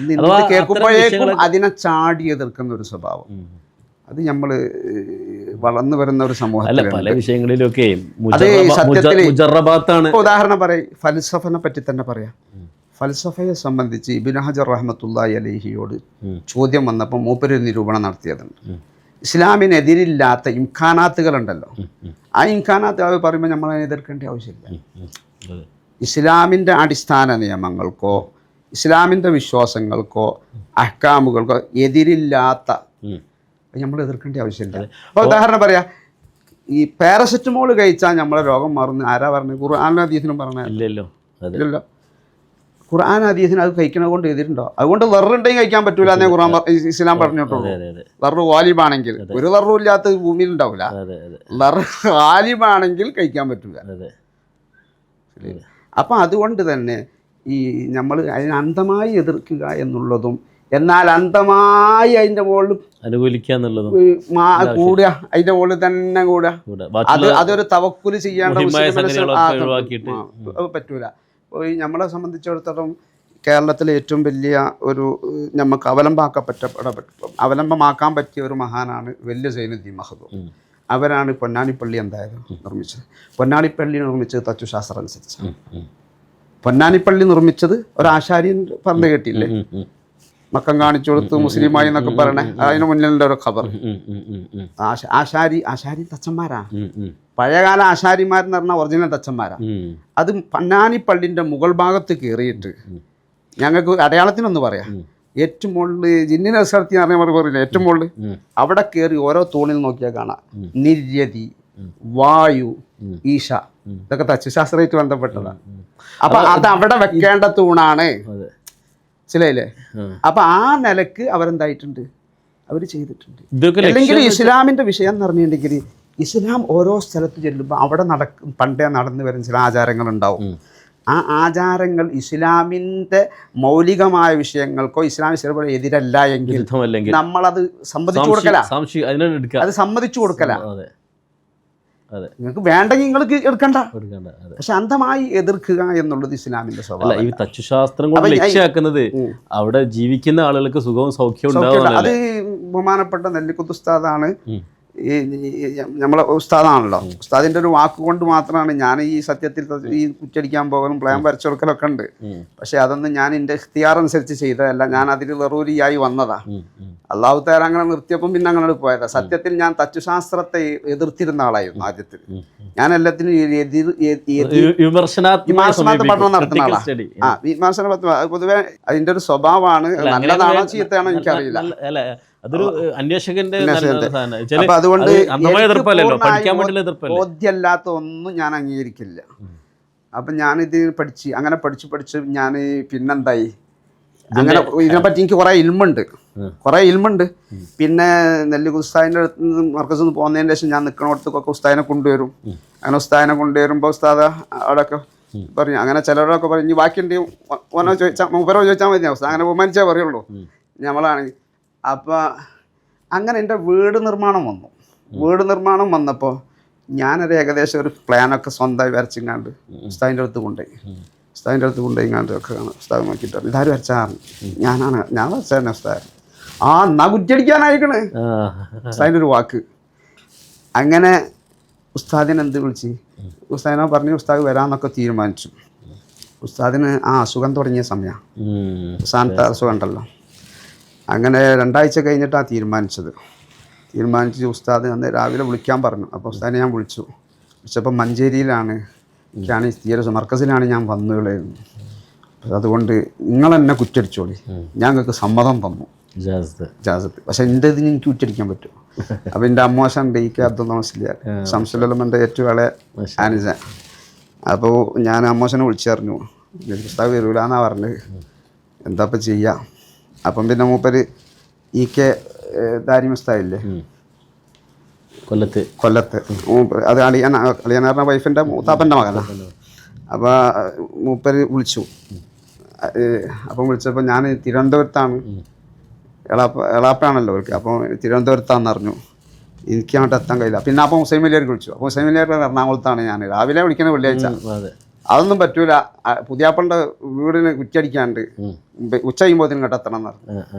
അങ്ങനെ ഹുസൈൻ വലിയാർ പെട്ടെന്ന് വന്ന് അങ്ങനെ ഹുസൈന്മാർ ഇതാക്കി. 2 ആഴ്ച കഴിഞ്ഞപ്പോൾ നെല്ലിക്കുത്ത് ഉസ്താദ് വന്നു. പിന്നെ വന്നിട്ട് അതിൻ്റെ മുകളിൽ തറ അടിയിട്ടിക്കണം, അതിൻ്റെ മുകളിൽ കൂടെയൊക്കെ നടത്തിയിട്ട് പറഞ്ഞു, ഈ വീട് കുറച്ച് ഉയർന്ന സ്ഥലത്താണ്, നല്ല സ്ഥലമാണ്. വൈലം യുസിബ് ഹാ വാബിലുൽ ഫത്തൽ എന്ന ഖുർആൻ്റെ ആയത്തൊക്കെ ഓതി ഇതിൻ്റെ എല്ലാ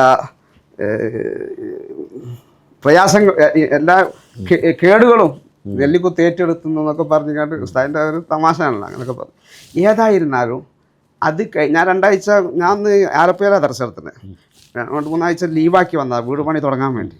അത് കഴിഞ്ഞ് ഞാൻ പോയി പിറ്റത്തെ ആഴ്ച ഉണ്ട് ഇന്നെ ഓരോരുത്തർ വിളിക്കുന്നത്. ആ ആഴ്ച തന്നെ 3-4 ആൾ വിളിച്ചു. അതിനെ മുന്നേ എന്നെ ആരും വിളിക്കില്ല, എന്നെ വിളിക്കില്ല. അങ്ങനെ അത് കൂടി അങ്ങനെയാണ് ഞാൻ അതിലേക്ക് എത്തിപ്പെട്ടത്. സത്യത്തിൽ ഞാൻ അതിലേക്ക് ഇഖ്തിയാർ ചെയ്ത് ഇറങ്ങിയ ആളല്ല. എന്നിട്ട് തന്നെ എന്നാ പറയും, നിങ്ങൾക്ക് ഇത് നോട്ടീസ് ഇതാക്കി കൂടെ, മറ്റേ ഇതടിച്ചുകൂടെ. പിന്നെ അതൊക്കെ ദർശനമൊക്കെ ബാധിക്കും. അതിൻ്റെ ആവശ്യമില്ല, അത്യാവശ്യമുള്ളവർക്കൊക്കെ പോയി കൊടുക്കും. അപ്പോൾ അതും ഞാൻ ഇതാ പറയല്, ചിലപ്പോൾ തെച്ചുശാസ്ത്രത്തിൽ ചില ഈ അവരുടെ മൈൻഡ് മാറ്റാനുള്ള ചില പണികളൊക്കെ ചെറിയ വലിയ ചിലവില്ലാത്തതൊക്കെ പറഞ്ഞു കൊടുത്താൽ തന്നെ ചിലപ്പം പരമാവധി മാറും. അങ്ങനെയുണ്ടല്ലോ, മൂടർച്ചൊരു വിശ്വാസത്തിൽ നിന്നാൽ അത് മാറ്റി കൊടുത്തില്ലെങ്കിൽ പ്രശ്നമാണ്. ജീവിക്കേണ്ട വിളിക്ക് അല്ലേ. അപ്പോൾ കുറേ ഹിക്മത്തുകളും പിന്നെ കുറേ കാര്യങ്ങളും ഉണ്ട്. നമ്മളെ വെളിച്ചവുമായി ബന്ധപ്പെട്ട്, വായുമായി ബന്ധപ്പെട്ട്. പിന്നെ ഇത് കറങ്ങുന്ന ഒരു സാധനമല്ലേ. ഭൂമി എന്ന് പറഞ്ഞാൽ മണിക്കൂറിൽ എത്ര 1600 കിലോമീറ്ററോ വേഗതയിലല്ലേ കറങ്ങണത്. അപ്പം ഒരു ഒഴുക്കിനെതിരെ നമ്മൾ നീന്തുമ്പോൾ എത്ര പ്രയാസം ഉണ്ടാവും. അപ്പം അതിന് ദിശ നിർണ്ണയിച്ചു കൊടുക്കുക. അങ്ങനെയൊക്കെ ഉണ്ട്, പല വിഷയങ്ങളും ഉണ്ട്. കണക്കുകളൊക്കെ നമ്മളെ പാഠം അങ്ങോട്ട് എതിർക്കേണ്ട ആവശ്യമില്ല. ചിലര് ചിലപ്പോൾ ശിർക്കും കുഫറൊക്കെ ആയിട്ട് ബന്ധപ്പെട്ട ചില സംഗതികളൊക്കെ ഉണ്ട്. അതൊക്കെ ഒഴിവാക്കുക. അതിനൊന്നും നമ്മൾ ഇതാക്കണ്ടേ. നമ്മൾ തവക്കുലിന്റെ ആൾക്കാർ അതൊക്കെ ഒഴിവാക്കിയിട്ട് ഇത് സാധ്യമായ രീതിയിലൊക്കെ പിന്നെ കുറെ മുജറബായിട്ട് കിട്ടും. അതെ, മുജറബാത്തുകളാണ് ഇപ്പോൾ നമ്മളിപ്പോ ഇപ്പോൾ ഇവർ തമ്മിൽ ഭയങ്കര തർക്കം നടക്കുന്നുണ്ട്. ഈ അലോപ്പതിക്കാരും ഹോമിയോപ്പതിക്കാരും. ഹോമിയോപ്പതി ഇങ്ങനെ മുജറബാത്തായിട്ട് ഇപ്പം എന്തെങ്കിലുമൊക്കെ അസുഖം മാറുന്നുണ്ടെങ്കിൽ അത് സ്വീകരിക്കാൻ എന്താ കുഴപ്പമില്ലല്ലോ, അതിനെ എതിർക്കേണ്ട ആവശ്യമൊന്നുമില്ല. അതുകൊണ്ട് ഇപ്പം പ്രത്യേകിച്ച് ഒരു മരണമോ അല്ലെങ്കിൽ പ്രയാസമോ ബുദ്ധിമുട്ടോ ഒന്നും ഉണ്ടാകാത്ത സാധനമാണ് ഒരു തരുന്ന ഗുളിക്കും വരുന്നത്. പിന്നെ അതുകൊണ്ട് സംഗതി മാറുകയാണെങ്കിൽ മതിയല്ലോ. ഏതായിരുന്നാലും അത് അന്ധമായി അതിനെ പുൽകുന്നതും അന്ധമായി എതിർക്കുന്നതും രണ്ടും നല്ലതല്ല. അതാണ് അതിൻ്റെ ഒരു കൺഫ്യൂഷൻ. അതൊരു ജവാസ്. അതെ, ഇത്ര എതിരില്ലാത്തതിൽ ജവാസ്. ഇസ്ലാം അത്രേ പറയുന്നത്. ഈ ഫൽസഫയുമായി ബന്ധപ്പെട്ടു, ഇൽമുൽ ഹിക്മയുമായി ബന്ധപ്പെട്ടു ഇബ്നു ഹജർ തങ്ങൾ കൊടുത്തതാണ്. ഇൽമുൽ ഹിക്മ എന്ന് പറഞ്ഞിട്ടുണ്ടെങ്കിൽ ഫലാസിഫത്തിൻ്റെ അവരുണ്ടാക്കിയതല്ലേ. ശരിക്കും ഈ ഞാൻ രണ്ടും പറയാണ്, ഈ ഫൽസഫ, ഇൽമുൽ ഹിക്മ രണ്ടും ഒന്ന്. ഞാൻ മനസ്സിലാക്കുന്നത് ഇൽമുൽ ഹിക്മ എന്ന് പറഞ്ഞാൽ ഈ സയൻസും ഫിലോസഫിയൊക്കെ ഒന്നായൊരു കാലം ഉണ്ടായിരുന്നു. അന്നാണ് ഒറ്റ ശാസ്ത്രമാണെങ്കിലും അതിന് അനുഭവിച്ചിൽ ഒരുപാട് ശാഖകൾ ഉണ്ടായിരുന്നു. ബയോളജി വേറെ,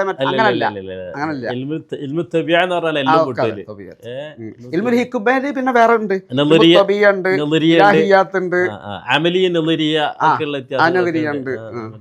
ഒരുപാട്. അതെ, അന്ന് എല്ലാം ഒന്നേ ഒക്കെ ഹിക്മ എന്നതിൽ അതിനെന്തുണ്ട് ഓരോ ഉപശാഖകൾ ഉണ്ടായിരുന്നു, പക്ഷെ ഒറ്റ പേരിൽ അറിയപ്പെട്ടില്ല. അതെ, ഇന്നിപ്പോ സയൻസും ഫിലോസഫിയും രണ്ടായിട്ട് കാണുന്നുണ്ട്. അങ്ങനല്ല, സയൻസിൽ തന്നെ ഇപ്പൊ കോർ സയൻസ് ഉണ്ട്. അത് കോർ സയൻസ് അല്ലാത്ത ഇപ്പോൾ സാമൂഹ്യ ശാസ്ത്രവും സൈക്കോളജി അങ്ങനെ പറഞ്ഞിട്ട് കോർ സയൻസ്, പ്യൂർ സയൻസ് അല്ലാത്ത കുറേ കാര്യങ്ങളൊക്കെ അങ്ങനെ ഒരുപാട് വിദ്യകളുണ്ട്. നേരത്തെ ഹിക്മ എന്നുള്ള ആ ഒരു അംബ്രല്ല വേർഡിൽ എല്ലാ സംഗതികളും ഉണ്ടായിരുന്നു. ഏതായാലും നമുക്ക് ഇവിടെ വൈകിട്ട് അല്ലേ നമ്മൾ പറഞ്ഞതും ഇതിലൊക്കെ എന്തെങ്കിലും അബദ്ധങ്ങൾ മാപ്പാക്കി തരട്ടെ. അബദ്ധം അറിയുന്നവർ ചൂണ്ടിക്കാണിക്കാതെ ഇതൊക്കെ സമൂഹത്തിൽ ചർച്ച ചെയ്യുന്നതിലൂടെ എന്തെങ്കിലും ഹൈറാത്ത് ഉണ്ടെന്ന് നിലക്ക് പറഞ്ഞ കാര്യങ്ങളാണ് ഇപ്പോൾ പറഞ്ഞിട്ടുള്ളത്. അതെ, എന്തെങ്കിലുമൊക്കെ അബദ്ധങ്ങൾ ഉണ്ടെങ്കിൽ അസ്സലാമു അലൈക്കും. അസ്സലാമു അലൈക്കും വറഹ്മത്തുള്ളാഹി.